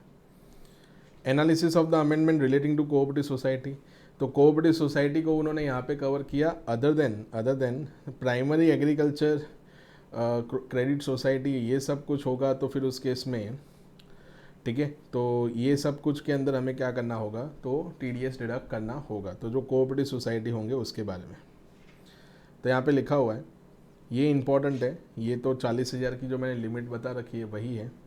तो the finance act 2020 has amended the provision to extend the scope of this section to large cooperative banks, and accordingly the now cooperative bank shall also be liable to deduct TDS on the interest paid to a cooperative society if such amount or the aggregate of the amount credited or paid during the financial year is more than 40,000 and उनका जो gross receipt है वो 50 करोड़ रुपए से ज़्यादा होना चाहिए। ठीक है, तो ये ध्यान रखना। अगर वो मेंबर को पे करते हैं तो 40,000, अगर सीनियर सिटीजन हुआ तो 50,000, अगर किसी और कोऑपरेटिव सोसाइटी को पे करते हैं तो 40,000। ठीक है, और टोटल रिसिप्ट उनका 50 करोड़ से ज़्यादा होना चाहिए, और अगर किसी और को पे करते हैं तो जो लिमिट है ठीक है, वो यहाँ पे दे रखी है 40,000 and 50,000 in case of senior citizen. Okay, ये था कोऑपरेटिव सोसाइटी के लिए। बैंक के लिए लिमिट अलग है, बैंक के लिए यहाँ पे 40,000 की जगह 5,000 हो जाएगा, जो शायद यहाँ पे दे रखा होगा, ये रहा। ठीक है,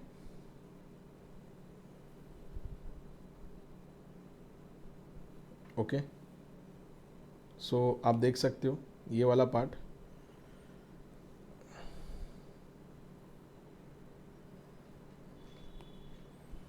ठीक है, तो ये वाला पार्ट आपको होमवर्क करना है, देन ये वाला पार्ट भी आपको होमवर्क करना है। इजीली आप कर सकते हो, कोई प्रॉब्लम नहीं आएगा।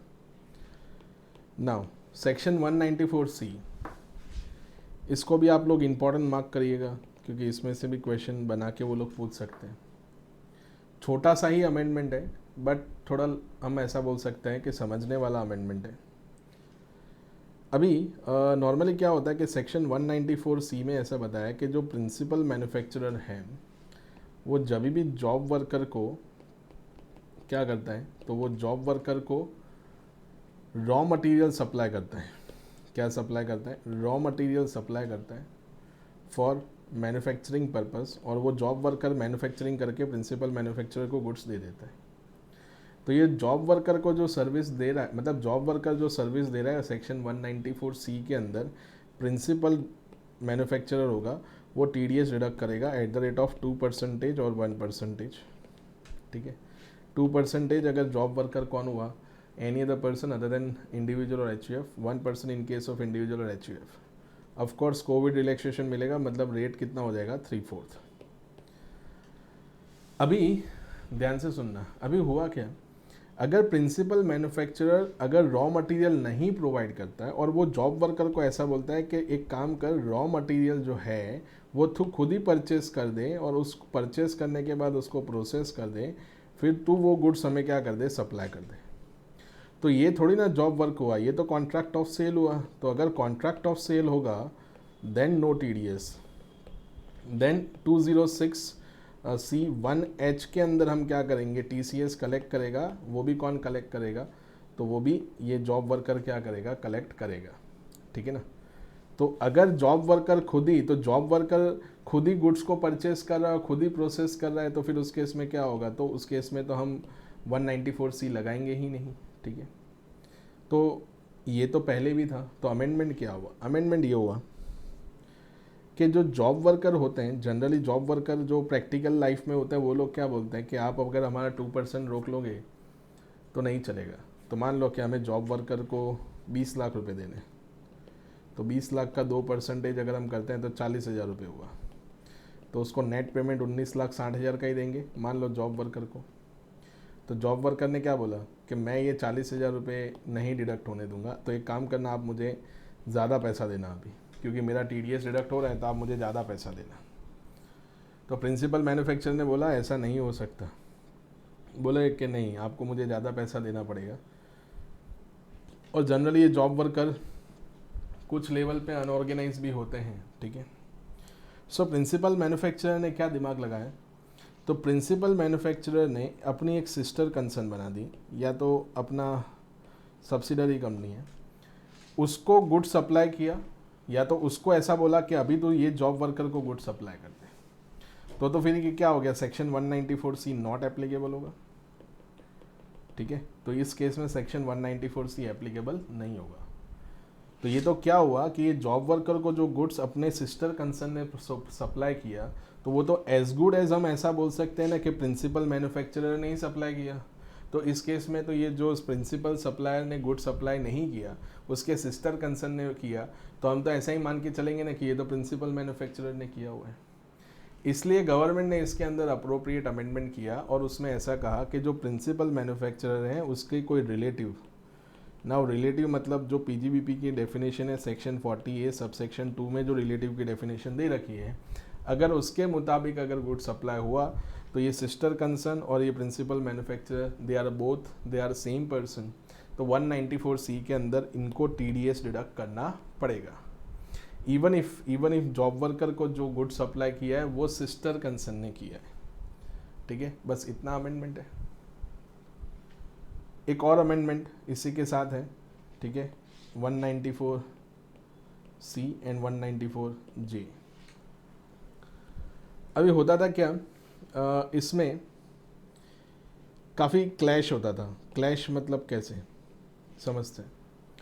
सेक्शन 194 जे में ऐसा लिखा हुआ है दैट फीस फॉर, ध्यान से सुनना दोस्तों, fees for professional service, technical service, ठीक है, फिर रॉयल्टी, अगर उसके रिलेटेड अगर आप पेमेंट करते हो और अगर वो 30,000 से ज़्यादा होता है तो at the rate of 10% TDS क्या करना है, डिडक्ट करना है एट द रेट ऑफ 10%, ठीक है। लेकिन सेक्शन 194C में भी ऐसा है कि वर्क्स कॉन्ट्रैक्ट है, तो वर्क्स कॉन्ट्रैक्ट के अंदर अगर आपने किसी को काम दिया है तो उस केस में 2% TDS डिडक्ट करना है, ठीक है। तो अभी हुआ क्या कि मान लीजिए कि हमें कोई लिफ्ट मेंटेनेंस का वर्क देना है, ठीक है। तो लिफ्ट मेंटेनेंस का मान लीजिए कि कुछ वर्क है, तो लिफ्ट मेंटेनेंस का वर्क होगा, तो उसके लिए आपने कोई टेक्निकल पर्सन को हायर किया और उसको एक AMC कॉन्ट्रैक्ट आपने दे दिया। क्या दे दिया दोस्तों? AMC contract. तो अभी आपने सोचा कि इनको AMC कॉन्ट्रैक्ट दिया हुआ है तो ये तो हमारा वर्क्स कॉन्ट्रैक्टर हुआ, तो इसके ऊपर 2% ही हमें TDS डिडक्ट करना है as per section, under section 194C के अंदर, ऐसा आपने सोचा, ठीक है।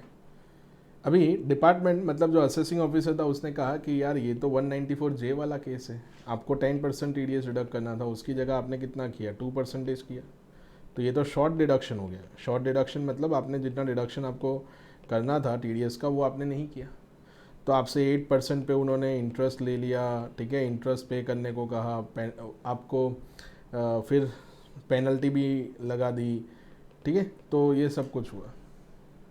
तभी मैटर जाती थी कहाँ, कोर्ट के अंदर, मतलब ट्रिब्यूनल में जाएगी, फिर कोर्ट में जाएगी, तो बाद में तो ये तो क्लैश रहने ही वाला है, क्योंकि जो वर्क्स कॉन्ट्रैक्ट में होता है वो कभी कभी टेक्निकल सर्विस भी तो हो सकती है ना, ज़रूरी थोड़ी ना कि वो प्योरली वर्क्स कॉन्ट्रैक्ट ही होगा, क्योंकि लिफ्ट के मेंटेनेंस के रिलेटेड आपको टेक्निकल टीम को ही हायर करना पड़ेगा, तो वो टेक्निकल टीम जो होगी, ठीक है, तो वो हम ऐसा बोल सकते हैं it is one kind of a technical service provided by them. So government ने सोचा कि एक काम करते हैं, ये 194J और 194C, ये जो दोनों के बीच में जो क्लैश हो रहा है उसमें एक काम करते हैं, ये जो फीस फॉर टेक्निकल सर्विस वाला जो रेट है उस पर 2% कर देते हैं, इस पर 10% रखते हैं और इस पर 10% रखते हैं, ये अमेंडमेंट है।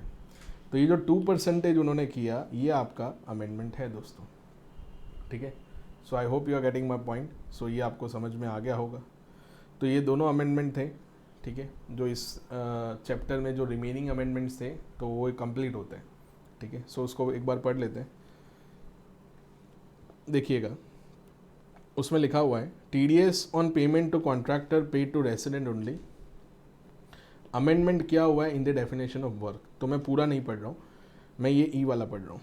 देखो, manufacturing or supplying a product according to the requirement or specification of a customer by using a material purchase from such customer or its associate, ठीक है, being a person placed similarly in relation to such customer as the person placed in relation to assessee under the provision contained in clause B of subsection 2 of section 40A, ठीक है। तो उसके अंदर जो relative की definition दे रखी है वही यहाँ पे हमने क्या की हुई है, कवर की है, but does not include the manufacturing और सप्लाई और product according to the requirement or specification of a customer by using a material purchased from a person other than the customer or associate of such customer। तो अगर job worker ने खुद ही goods को purchase किया होगा और खुद ही process करके उसको बेचा होगा, किसको, प्रिंसिपल मैन्युफैक्चरर को, तो ये तो कॉन्ट्रैक्ट ऑफ क्या हो गया, सेल हो गया ना। तो अगर वो कॉन्ट्रैक्ट ऑफ सेल होगा तो फिर उस केस में हम उसको क्या करेंगे, तो 194C में कवर नहीं करेंगे। अंडरस्टूड। आगे बढ़ते हैं। नेक्स्ट देखिएगा, उसके बाद सेक्शन 194J क्या अमेंडमेंट है वो मैंने आपको बता दिया। Not being individual or HUF उनको TDS नहीं डिडक्ट करना होता है, उनको TDS तभी डिडक्ट करना होगा जब उनके बुक्स ऑफ अकाउंट ऑडिटेबल होंगे, ठीक है। सो इसमें लिखा हुआ है, ये रहा, 2% इन case of a technical service, 2% of the royalty where such royalty in the nature of consideration for sale, distribution or exhibition of film। ठीक है। तो अगर फिल्म के रिलेटेड होगा तो ये, और अगर आप कोई कॉल सेंटर वगैरह चलाते हो तो उस पर भी 2%। तो मान लो कोई कंपनी है, तो कंपनी ने अपना कस्टमर केयर सर्विस का जो यूनिट है उसको आउटसोर्स किया हुआ है, तो वो कॉल सेंटर को जो पेमेंट करेगा कंपनी वाला, ठीक है, तो उस केस में 2% TDS आपको डिडक्ट करना है, और 10% in any other case. Covid relaxation is also there, ठीक है। 3/4 ऑफ आपको जो रेट आपको दे रखा है उसका TDS आपको क्या करना है, डिडक्ट करना है, सिंपल। की नोट्स पढ़ने की कोई ज़रूरत नहीं है, ठीक है। अगर आप पढ़ोगे तो भी कोई प्रॉब्लम नहीं है, तो यहाँ से आपको पूरा होमवर्क करना है, क्योंकि ये पूरा सेक्शन ही यहाँ पे प्रोड्यूस कर दिया है विथ अमेंडमेंट। ओके, सो इसी के साथ TDS और TCS के अमेंडमेंट क्या होते हैं, ख़त्म। इन माय ओपिनियन आप एग्ज़ाम में ऐसा एक्सपेक्ट कर सकते हो कि इसमें से 2-5 मार्क का क्वेश्चन आ सकता है, ठीक है। तो जो सारे सेक्शंस हैं जिसमें जिसमें जो भी अमेंडमेंट हुए हैं उसको एक बार आपको गो थ्रू कर लेना है, ठीक है। नाउ आगे बढ़ते हैं। नेक्स्ट अमेंडमेंट,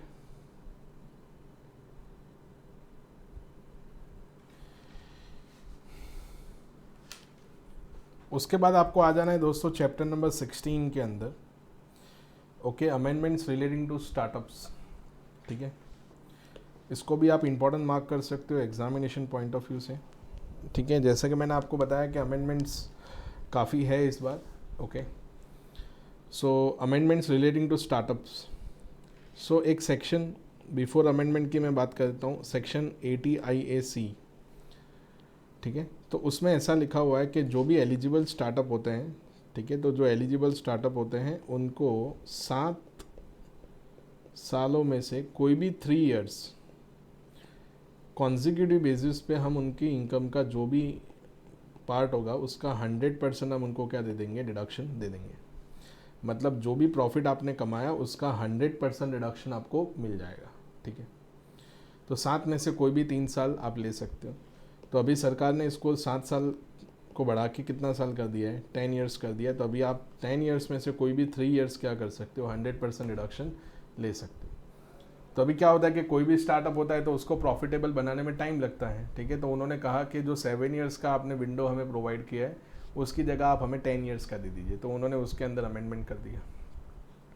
एक अमेंडमेंट और भी हुआ है, ठीक है, तो मैं समझाता हूँ, उसका टेक्निकल इंटरप्रिटेशन है। सो देखिए, special provision in respect of the specified business introduce by the finance act 2016।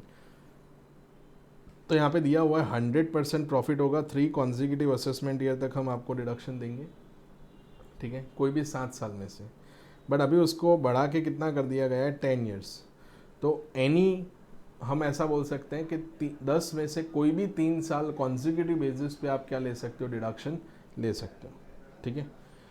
सो यहाँ पे दे रखा है आपको, a company incorporated on 10th April 2016 starts a business of development of new product using the technology and the intellectual property. The reduction under section 80 IAC is available from assessment year 17-18 to assessment year 26-27.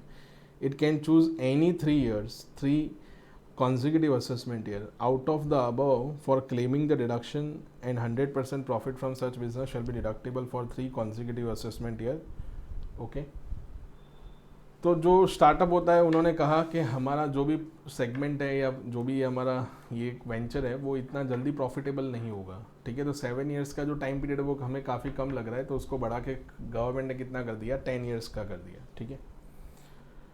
This section is apply to startup which fulfil the following condition. तो वो जो startup है वो नया startup होना चाहिए। तो एक सेक्शन है, आपने डिडक्शन में किया होगा, सेक्शन 80 IB, उसमें ऐसा लिखा हुआ है कि कोई भी कंपनी है या तो जो भी स्टार्टअप्स की हम बात कर रहे हैं वो स्प्लिटअप होके या रिकन्स्ट्रक्टेड वे में नहीं आना चाहिए। 20% old plant in machinery is permissible, ठीक है। तो वो सारी जो एक्सेप्शंस हैं वो इसमें भी एप्लीकेबल होगी। फिर यहाँ पे एक्सप्लेनेशन में समझाया है कि एलिजिबल बिजनेस का मतलब क्या होता है एंड एलिजिबल स्टार्टअप का क्या मतलब होता है, ठीक है। तो एलिजिबल स्टार्टअप का मतलब होता है कि जिनका टर्नओवर 100 करोड़ से कम होगा उन लोगों को हम इस सेक्शन के अंदर डिडक्शन दे सकते हैं, ठीक है। नाउ अभी जो अमेंडमेंट है वो ज़्यादा इम्पॉर्टेंट है, ये वाला सेक्शन 140A। ये सेक्शन 54GB करके भी एक सेक्शन है, देन सेक्शन 54EE करके एक सेक्शन है जिसमें आप स्टार्टअप इंडिया के बॉन्ड्स क्या करते हो, परचेस करते हो, तो आपको 54EE में 50 लाख रुपए तक का एग्जम्पशन मिलता है। लेकिन उसमें कोई अमेंडमेंट नहीं है, बट उसके अंदर जो कॉरस्पॉन्डिंग जो भी लिमिट्स है उसको उन्होंने चेंज कर दिए। ठीक है, नाउ अभी सेक्शन 140A। नाउ अभी ये थोड़ा हम ऐसा बोल सकते हैं कि थोड़ा इसको टेक्निकली पहले समझते हैं हम लोग।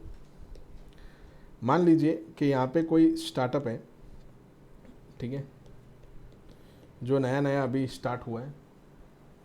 तो स्टार्टअप ने एक एम्प्लॉय को हायर किया है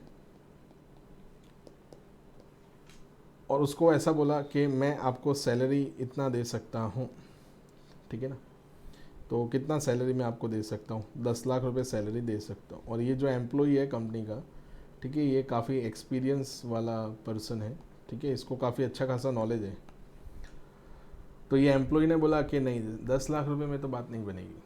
तो ये स्टार्टअप जो था उन्होंने कहा कि काम करते हैं, हम आपको 10 लाख रुपये सैलरी भी देंगे, एज वेल एज हम आपको कंपनी के ईसॉप्स भी देंगे। ठीक है, तो ईसॉप आपको भी पता है कि जो स्टॉक ऑप्शन प्लान होता है, एम्प्लॉय स्टॉक ऑप्शन प्लान, ठीक है, तो हम आपको ईसॉप भी देंगे। ठीक है, सो आपने इंटरमीडिएट लेवल पे जब सैलरी चैप्टर किया होगा तब आपको पता होगा कि अगर कोई भी कंपनी ईसॉप ऑफर करती है अपने एम्प्लॉय को, तो उस केस में उसको हम परक्विजिट में क्या करते हैं, टैक्सेबल करते हैं।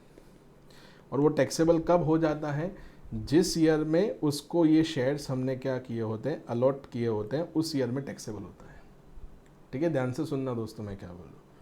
तो अभी हुआ क्या कि ये स्टार्टअप ने कंपनी के एम्प्लॉय को ये स्टॉक ऑप्शन प्लान दे दिया कि हम आपको सैलरी देंगे प्लस आपको स्टॉक ऑप्शन प्लान भी दे देते हैं, ताकि इन फ्यूचर अगर कंपनी ग्रो होगा तो उसका बेनिफिट आपको भी मिलेगा। ठीक है, सो अभी क्या हुआ, जैसे आपने देखा होगा, तो आपको जो ईसॉप है, ठीक है, उसको आपको कब वेस्ट किया गया, मतलब वेस्टेड इंटरेस्ट आपको कब मिला, तो वो मान लीजिए वो आपको मिला 14 मई 2017 को।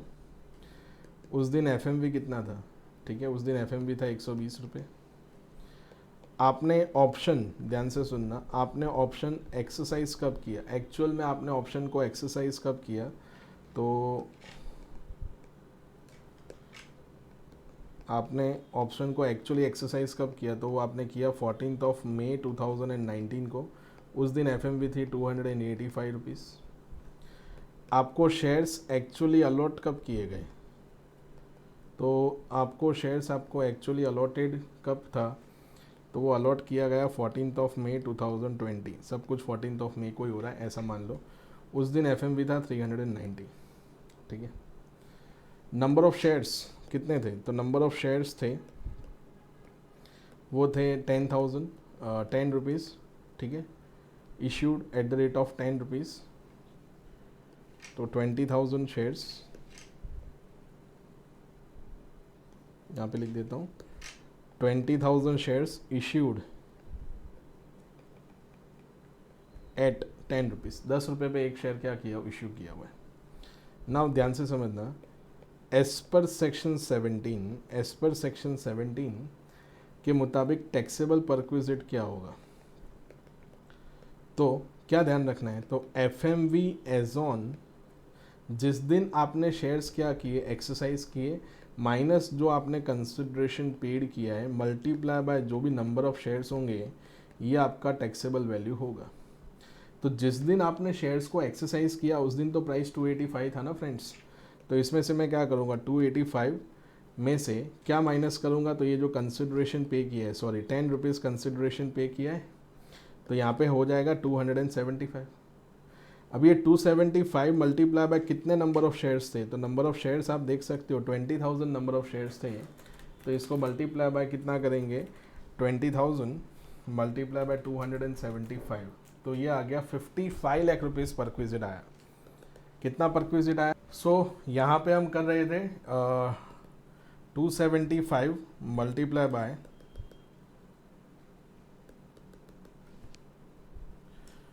275 मल्टीप्लाई बाय 20,000 शेयर्स दिए, तो 55 लाख रुपीज़ क्या आया, परक्विजिट आया, ठीक है।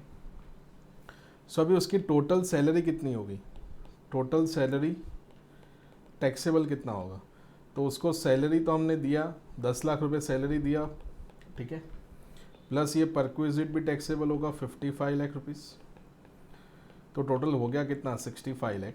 उसमें से हम 10% क्या देंगे, सॉरी 10% नहीं, स्टैंडर्ड डिडक्शन देंगे 50,000 रुपीज़ का, तो ये आ गया 64,50,000 रुपीज़ आ गया।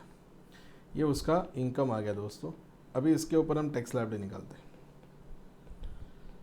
ठीक है। तो टैक्स लायबिलिटी आप सब लोगों को पता है कि अप टू 10 लाख तक टैक्स कितना आएगा, तो अप टू 10 लाख रुपीज़ तक टैक्स आएगा 1,12,500, ठीक है, इतना टैक्स आएगा। उसके बाद अबव जो भी लिमिट है, ठीक है, अबव 10 लाख से जो भी लिमिट है उसके ऊपर कितना टैक्स आएगा, तो उसके ऊपर 30%। तो अबव 10 लाख अगर मैं बात करूँ, okay, so just a minute, about 10 lakhs की मैं बात करूँ तो 55,50,000 आया, उसका 30% हमें करना है, ठीक है। तो 55,50,000 उसका 30%, ये हुआ 16,65,000 प्लस 1,12,500, सो ये हो गया 17,77,500, प्लस इस पर भी सरचार्ज लगेगा दोस्तों, क्योंकि इनकम 50 लाख से ज़्यादा है, तो 10% ऑफ टैक्स क्या लगेगा, सरचार्ज, तो 1,77,750 ये सरचार्ज लगा, ठीक है। तो ये हो गया 1,70,000, सो 19,55,250 प्लस 4% सेल्स लगेगा, तो इसका हम 4% सेल्स करते हैं, तो ये हो गया 78,210, सो टोटल हो गया 78,210, 20,33,460।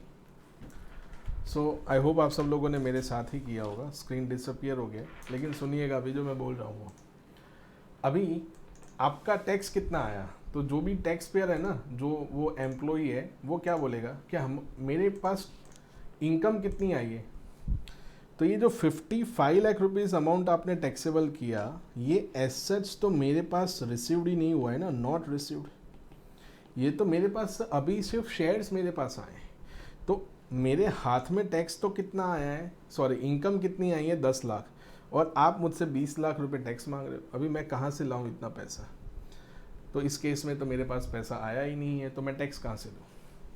इसलिए गवर्नमेंट ने कहा कि इनकी बात तो सही है, एक काम करते हैं, इनका जो ईसॉप वाला जो टैक्स का पेमेंट था उसको हम डेफर्ड कर देते हैं।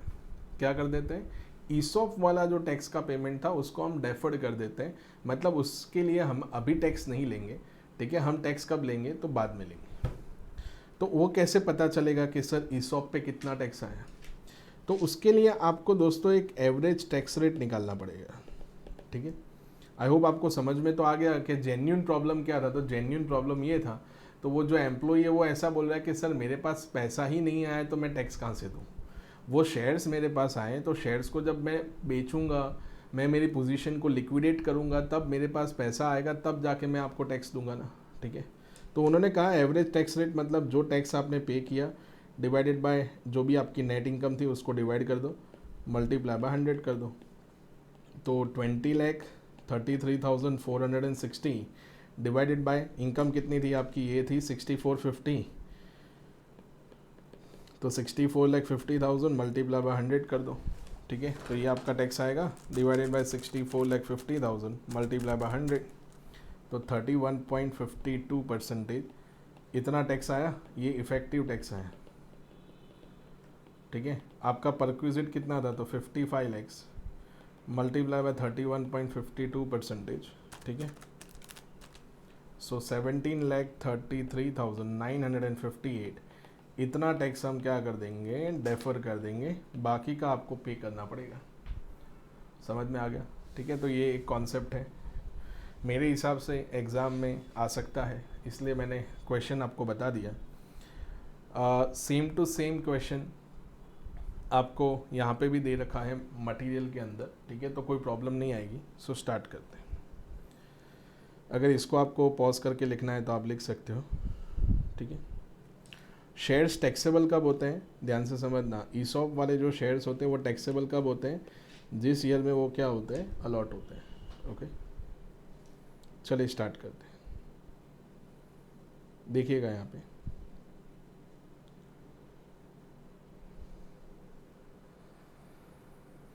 ना, उसमें लिखा हुआ है सेल्फ असेसमेंट। तो अभी ये जो कंपनी का मतलब जो स्टार्टअप का एम्प्लॉय होगा वो जब सेक्शन 140A के अंदर क्या करेगा, सेल्फ असेसमेंट करेगा, तो सेल्फ असेसमेंट के टाइम पे जो ईसॉप वाला टैक्स है उसको क्या कर देना है, माइनस कर देना है, ठीक है। तो ये ध्यान रखना। एनी टैक्स और interest payable in accordance with the provision of section 191 sub section 2। तो इसमें लिखा है सेक्शन 156 नोटिस ऑफ डिमांड। अभी क्या होता है ये मैं समझाता हूँ, पहले समझ लेते हैं कि जो हमने जो समझा वो कहाँ लिखा हुआ है, ठीक है। फिर ये नोटिस ऑफ डिमांड में समझाता हूँ। When any tax, interest, penalty और फाइन और any other sum is payable in consequence of any order pass under this act, the assessing officer shall serve upon the assessee a notice of demand in the prescribed form specifying the sums so payable. Where the income of the assessee of any assessment year beginning on or after 1st day of April 2021, income includes of the nature specified in section 17 subsection 2 clause 4 and such specified security or sweat equity shares referred to in said clause are allotted or transferred directly or indirectly by current employer being an eligible startup. क्या लिखा है, eligible startup referred to in section 80 IAC. The tax or interest on such income included in the notice of the deferred demand referred to subsection 1 shall be payable by the assessee within क्या लिखा हुआ है, within 14 days, 14 दिन के अंदर payment करना है। तो क्या हुआ, अभी हमने ये मिस्टर एक्स को ये शेयर्स दिए। अभी मान लो कि मिस्टर एक्स ने ये शेयर्स क्या कर दिए, बेच दिए, या तो कंपनी में से उन्होंने रेजिग्नेशन दे दिया, कंपनी छोड़ के चले गए, ठीक है। तो यहाँ पे लिखा है after the expiry of 48 months, मतलब ये मैक्सिमम कैप दे रखा है 48 months from the end of the relevant assessment year, ठीक है। मतलब 4 साल तक हम उसको डेफर कर सकते हैं from the end of the assessment year. फिर यहाँ पे लिखा है from the date of sale of such specified security or sweat equity shares by the assessee. तो अगर मान लो कि असेसी ने वो शेयर्स ही बेच दिए, क्या कर दिए, शेयर्स बेच दिए, तो उसके 14 दिन के अंदर पेमेंट करना है। From the date of assessee ceasing to be employ of the employer who allotted or transfer in such specified security or sweat equity shares.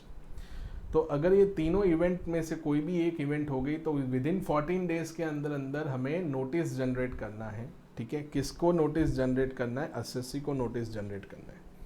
यहाँ पे लिखा हुआ है विच एवर इज अर्लियस्ट, ठीक है। सो ये ध्यान रखना। उसके बाद लिखा हुआ है सेक्शन 191, ठीक है। तो अगर आप डायरेक्ट पेमेंट करना चाहो तो आप डायरेक्ट पेमेंट भी कर सकते हो। अगर आप डायरेक्ट पेमेंट नहीं करोगे तो फिर उस केस में हम आपको नोटिस तो देंगे ही, ठीक है। सो ध्यान रखिएगा। तो यहाँ पे लिखा है इन case of an income in respect of which provision is not made under this chapter for deducting income tax at the time of payment, in any case where the income tax has not been deducted in accordance with the provision of this chapter, income tax shall be payable by the assessee direct. तो अभी देखो, जैसे हमने बात किया कि salary जो होता है, ध्यान से सुनना, सैलरी के अंदर TDS भी डिडक्ट होता है, TDS डिडक्ट होता है अंडर सेक्शन 192।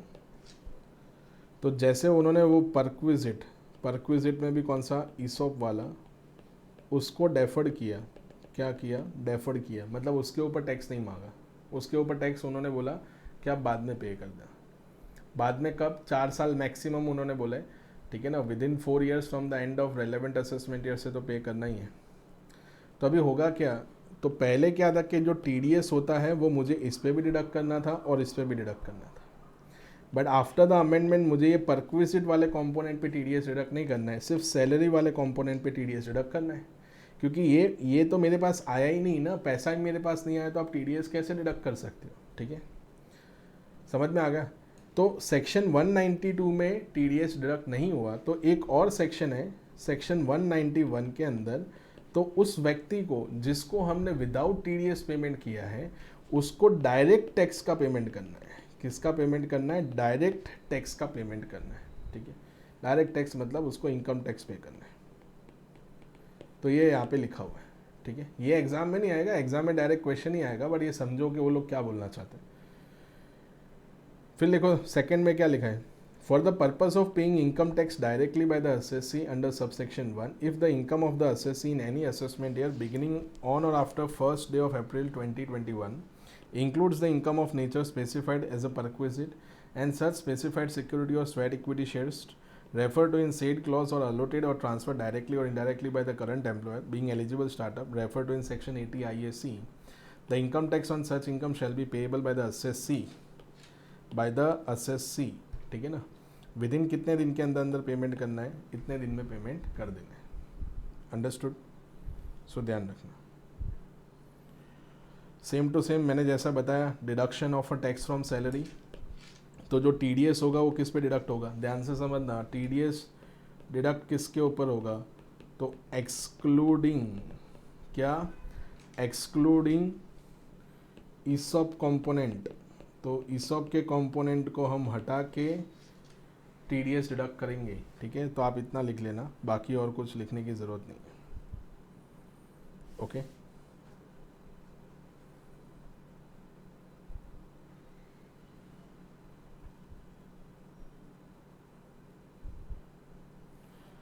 ये एनालिसिस आप पढ़ सकते हो होमवर्क में। हम सीधा अभी एक क्वेश्चन करते हैं तो ज़्यादा आइडिया आएगा। ओके,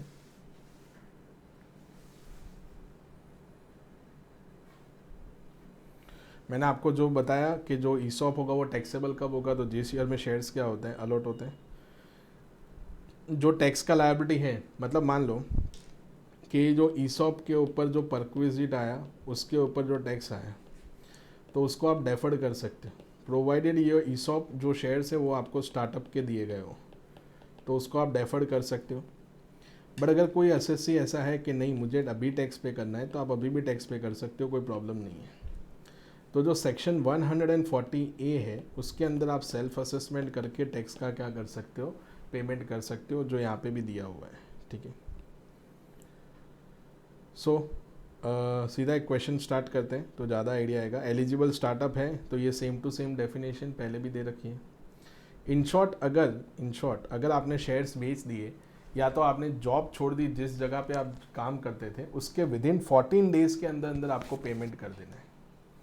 ठीक है, या तो फिर मैक्सिमम 4 साल from the end of the assessment year, जिस ईयर में आपको क्या है तो ये परक्विजिट ऑफर किया गया था। ठीक है, सो देखिए इलस्ट्रेशन, तो उससे ज़्यादा आइडिया आएगा और हो सकता है कि सेम टू सेम क्वेश्चन भी आ जाए। ठीक है, नाउ अभी यहाँ पे देखिएगा, ये वाले जो शेयर्स की हम बात कर रहे थे, मान लो कि यही शेयर्स मैं आगे ट्रांसफ़र कर देता हूँ, मतलब यही शेयर्स को मैं आगे बेच देता हूँ, तो उसके ऊपर दोस्तों क्या लगेगा, तो उसके ऊपर लगेगा कैपिटल गेन। तो कैपिटल गेन कितना लगेगा सर, तो मान लीजिए कि ये शेयर्स जो आपने 10 रुपये में लिया था, ठीक है, बट वही शेयर्स दोस्तों, वही शेयर आपने कितने में बेच दिया, तो वो आपने बेचा 560 रुपीज़ में। तो हम 560 रुपीज़ माइनस 10 नहीं करेंगे, क्यों, क्योंकि 285 पे तो आप टैक्स ले चुके। तो यहाँ पे 560 माइनस कितना होगा, 285, तो बाकी का जो डिफरेंस अमाउंट होगा, तो डिफरेंस अमाउंट यहाँ पे कितना होगा, सो 560 माइनस हमें कितना करना है, तो 285, तो ये 275 ये क्या होगा दोस्तों, टैक्सेबल होगा। अंडरस्टूड? तो ये ध्यान रखना। क्लियर? सो स्टार्ट करते हैं क्वेश्चन। इलस्ट्रेशन आपको दे रखा है, देखिएगा सब लोग। Mister x, an employee of A Limited, an eligible startup, provides the following details in respect of his income for the previous year 2021. Gross salary to 2650 आपको दे रखा है। In December 19, A Limited granted option to Mr. X to apply for 20,000 shares at ₹20 each. All the options were exercised by Mr. X on March 1, 2020. ठीक है, तो जिस दिन option exercise किया उस दिन मार्केट वैल्यू कितना चल रहा है, 200 रुपये, ठीक है। However the shares are allotted on July 20। तो देखो टैक्सेबल कौन से ईयर में होगा, देखो सब लोग टैक्सेबल कौन से प्रीवियस ईयर में होगा, तो वो होगा 2021 के अंदर। कितने नंबर ऑफ शेयर्स है, 20,000 है, मल्टीप्लाई बाय हम कितना करेंगे 200 FMV है ना, जिस दिन ऑप्शन एक्सरसाइज किया -20 मतलब 20 मल्टीप्लाई बाय 180, ठीक है, ये हमारा परक्विजिट होगा। उसके बाद देखो व्हेन द FMV, तो ये 230 FMV हम नहीं लेंगे, जिस दिन शेयर्स अलॉट हुआ उस दिन का FMV नहीं लेना है दोस्तों आपको। Now out of ₹20,000 shares mister x transfer 10,000 shares on August 5, 2023 through a recognized stock exchange at the rate of 500 each। तो इसने बेच दिए शेयर्स, तो बेच दिए तो उसके विद इन 14 डेज में आपको पेमेंट कर देना है, ठीक है, समझ में आ गया। तो किसका पेमेंट करना है, तो जो टैक्स हमने डेफर्ड किया था वो, एज वेल एज जो कैपिटल गेन आएगा वो। 10,000 shares on May 15, 2027 through a recognized stock exchange at the rate of 700 each. तो अभी थोड़ा ध्यान से देखो दोस्तों, आपके पास शेयर्स थे कितने 20, और उसमें से आपने बेचे कितने 10, तो आधे ही बेचे ना, तो आधे पे टैक्स पे करना है, समझ में आ गया। लेकिन वो जो 4 साल एक्सपायर होगा उस टाइम पे तो पूरा देना पड़ेगा। तो आप देखोगे इन सेकंड केस में 2027 वाला है, वहाँ पे 4 साल एक्सपायर हो रहा है, तो उस टाइम पे तो आपको पूरा ही टैक्स देना पड़ेगा after the expiry of 4 years from the end of the relevant assessment year. या तो फिर देखो मिस्टर एक्स ने रिजाइन कर दिया from A Limited on March 31, 2028। Mister X and A Limited want to know the tax consequences in the respective hands as per the above information. तो सबसे पहले तो आप ये समझिए कि कितना अमाउंट टैक्सेबल होगा एज अ परक्विजिट। तो 20 लाख मल्टीप्लाई बाय हम कितना करेंगे 180, तो ये हो गया 36 लाख। और ये इनका सैलरी है कितना 2650, तो ये था, उसमें से स्टैंडर्ड डिडक्शन माइनस किया तो सैलरी आया 62 लाख। उस पर टैक्स निकाल के दिया हुआ है 19,30,340। अभी हम क्या करेंगे 19,13,340 डिवाइडेड बाय 62 लाख करेंगे, मल्टीप्लाई बाय 100 करेंगे, तो हमें एक टैक्स रेट मिलेगा जो ये रहा 30.86।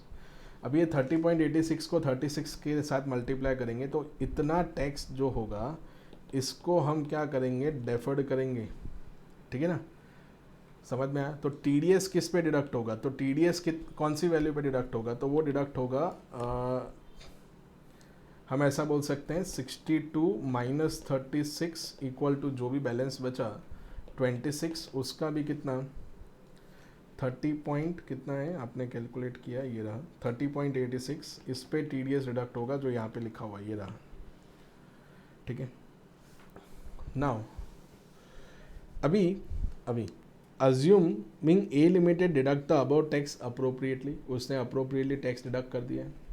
Mister x advance tax liability of self assessment tax liability shall be क्या लिखा हुआ है नील, क्योंकि अगर कंपनी ने पूरा TDS डिडक्ट कर दिया होगा, ये TDS पूरा डिडक्ट कर दिया तो उसको तो कोई टैक्स पे करने को आएगा नहीं। क्यों, क्योंकि इतना तो एम्प्लॉयर ने डिपॉजिट करवा दिया होगा और इसके ऊपर तो कोई टैक्स देना नहीं है, अभी फ़िलहाल नहीं देना है, बाद में देना है, ठीक है। तो ये तो हमने डेफर्ड कर दिया वैसे भी, ओके। तो यहाँ पे देखो as per section 192(1)(c) the TDS liability of A Limited shall be defer to the earliest of, ठीक है। तो ए लिमिटेड का TDS लायबिलिटी अप्रैल 14, मतलब कैसे, आपको कब अलॉट किए गए ये शेयर्स, कब अलॉट किए गए, तो प्रीवियस ईयर 2021 में अलॉट किए गए। तो ये असेसमेंट ईयर कौन सा होगा 21-22 होगा। तो 31 मार्च 2022 इज़ द लास्ट, यहाँ से मैं 48 मंथ्स ऐड करूँगा, मतलब 4 ईयर्स ऐड करूँगा, तो 31 मार्च 2026 ये लास्ट डेट है, ठीक है। उसके 14 डेज़ के अंदर उसके 14 डेज़, तो उसका 14 डेज़ में ऐड करूँगा, तो 14 अप्रैल 2026 तक मुझे मतलब ए लिमिटेड को TDS डिपॉजिट करवा देना है। किसका TDS डिपॉजिट करवा देना है, क्योंकि अभी तो पैसा कौन देगा, एम्प्लॉय तो देगा नहीं, तो इस केस में TDS कौन डिडक्ट करके देगा, तो जो स्टार्टअप होगा वो डिडक्ट करके देगा। अगर वो नहीं डिडक्ट करता है, तो थोड़ी देर पहले एक सेक्शन किया हमने, अगर वो नहीं डिडक्ट करता है तो सेक्शन 156 में नोटिस दे देंगे, नोटिस ऑफ डिमांड, ठीक है। तो वो नोटिस हम आपको दे देंगे। दूसरा, अगर वो क्या यहाँ पे देखिएगा, अभी वो सेकंड केस आपको दिया हुआ है, उसने 10,000 शेयर्स बेच दिए 5 अगस्त को, ठीक है। तो ये जो 5 अगस्त है उसके अंदर 14 डेज हम ऐड करेंगे, ठीक है। और वो रिज़ाइन कब करके जा रहा है, तो इन तीनों में से अर्लीस्ट डेट ये वाला हुआ 19 अगस्त। बट 19 अगस्त पे 10,000 शेयर्स ही बेचे हैं दोस्तों, 10,000, तो उसको मिले थे तो कितने 20, तो फिर वो 10,000 शेयर्स पे ही टैक्स पे करेगा। तो आपने कितना टैक्स डेफर्ड किया था, तो डेफर्ड कितना टैक्स किया था 11,10,000, तो ये तो पूरे 20,000 शेयर्स का था। तो 11,10,960 मल्टीप्लाई बाय 10 डिवाइडेड बाय 20, ठीक है। तो इसका एग्जैक्टली हाफ होगा, तो ये रहा हाफ करके दिया हुआ है आपको, देखिए 5,55,480, ठीक है। Tax liability of E limited and mister X shall be amended, तो ये देखो आपको दिया हुआ है, ठीक है। लेकिन अभी होगा क्या, वो जो 4 साल है वो तो एक्सपायर हो गए, ठीक है। तभी वो जो 4 साल एक्सपायर है तो वो बाकी का 10,000 बाद में टैक्सेबल हो जाएगा। इसके अंदर उन्होंने कैपिटल गेन भी कैलकुलेट किया है, तो कैपिटल गेन कितना होगा, उसने शेयर्स कितने में बेचे, आप देख सकते हो क्वेश्चन में, उन्होंने शेयर्स कितने में बेचे, 500 रुपये में बेचे ना। तो 500 माइनस 200 करना है, तो 500 माइनस 200 करोगे तो ये आंसर आएगा, ठीक है। अज्यूम किया गया है, अज्यूमिंग कि ये शेयर्स कौन से शेयर्स हैं, लिस्टेड शेयर्स हैं, मतलब लिस्टेड स्टार्टअप है, आप ऐसा समझ लो। अभी क्या होगा, वो बाकी का 10 लाख शेयर होगा, तो वो 4 साल तो एक्सपायर हो जाएगा ना, तो 4 साल एक्सपायर होगा, तो आप शेयर बेचो ना बेचो, आप रिज़ाइन करो ना करो, उससे कोई फ़र्क नहीं पड़ता।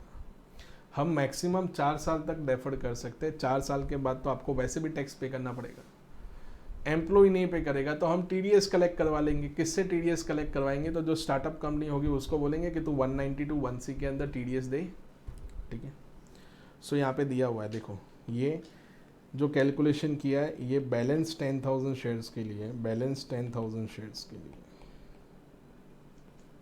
ठीक है। तो कैपिटल गेन भी उसी टाइम पे आएगा, अंडरस्टूड। सो ये हम ऐसा बोल सकते हैं एक मेजर अमेंडमेंट था जिसके अंदर आपको ज़्यादा ध्यान रखना है, ठीक है, क्योंकि इसमें से वो लोग क्वेश्चन भी पूछ सकते हैं, क्योंकि हम ऐसा बोल सकते हैं कि एक मेजर अमेंडमेंट था, एलिजिबल स्टार्टअप का कोई क्वेश्चन भी आपको बना के पूछ सकते हैं। तो अगर कोई डाउट आता है तो डाउट आप मुझसे पूछ सकते हो, अदरवाइज सारे लेक्चर्स कंप्लीट होने के बाद, हम एक लाइव सेशन रखेंगे डाउट के लिए, ठीक है। तो at that point of time अगर आपको कोई डाउट है तो आप मुझसे पूछ सकते हो। सो इस सेशन में फ्रेंड्स यहाँ तक रखते हैं, मिलते हैं नेक्स्ट लेक्चर में, ठीक है। ये सेशन थोड़ा 15-20 मिनट शॉर्ट था as compare to last session, okay. लेकिन जो मेजर अमेंडमेंट्स हैं अभी तक के, जो अदर देन इंटरनेशनल टैक्सेशन वाले हैं, वो ऑलमोस्ट सारे ख़त्म हो चुके हैं, ओके। सो एक दो छोड़ के amalgamation and segregated portfolio scheme, ये 2 अमेंडमेंट है जो मेरे हिसाब से एग्ज़ाम में आपको पूछा जा सकता है। और वो जो ऑल्टरनेटिव टैक्स रिजीम जो इंडिविजुअल और एचयूएफ के लिए है, ठीक है, तो वो हम नेक्स्ट लेक्चर के अंदर डिस्कस करेंगे, okay. And then international taxation का एक सेशन चाहिए होगा, ठीक है, 1 या 2 सेशन चाहिए होंगे, उसमें भी काफ़ी अमेंडमेंट और टेक्निकल अमेंडमेंट्स हैं, उसमें से क्वेश्चन आ सकते हैं। तो मैंने आपको 3-4 बार बताया हुआ है कि ये जो सेशन है उसका फाइनल लेवल पे, जो CMA फाइनल की एग्ज़ाम होगी उसके अंदर 25 से 30 मार्क्स का वेटेज आप 110% पकड़ के चलिएगा, आपको पूछा जाएगा और पूछा ही जाएगा, ठीक है। सो यहाँ तक रखते हैं फ्रेंड्स, तब तक के लिए goodbye and take care everyone.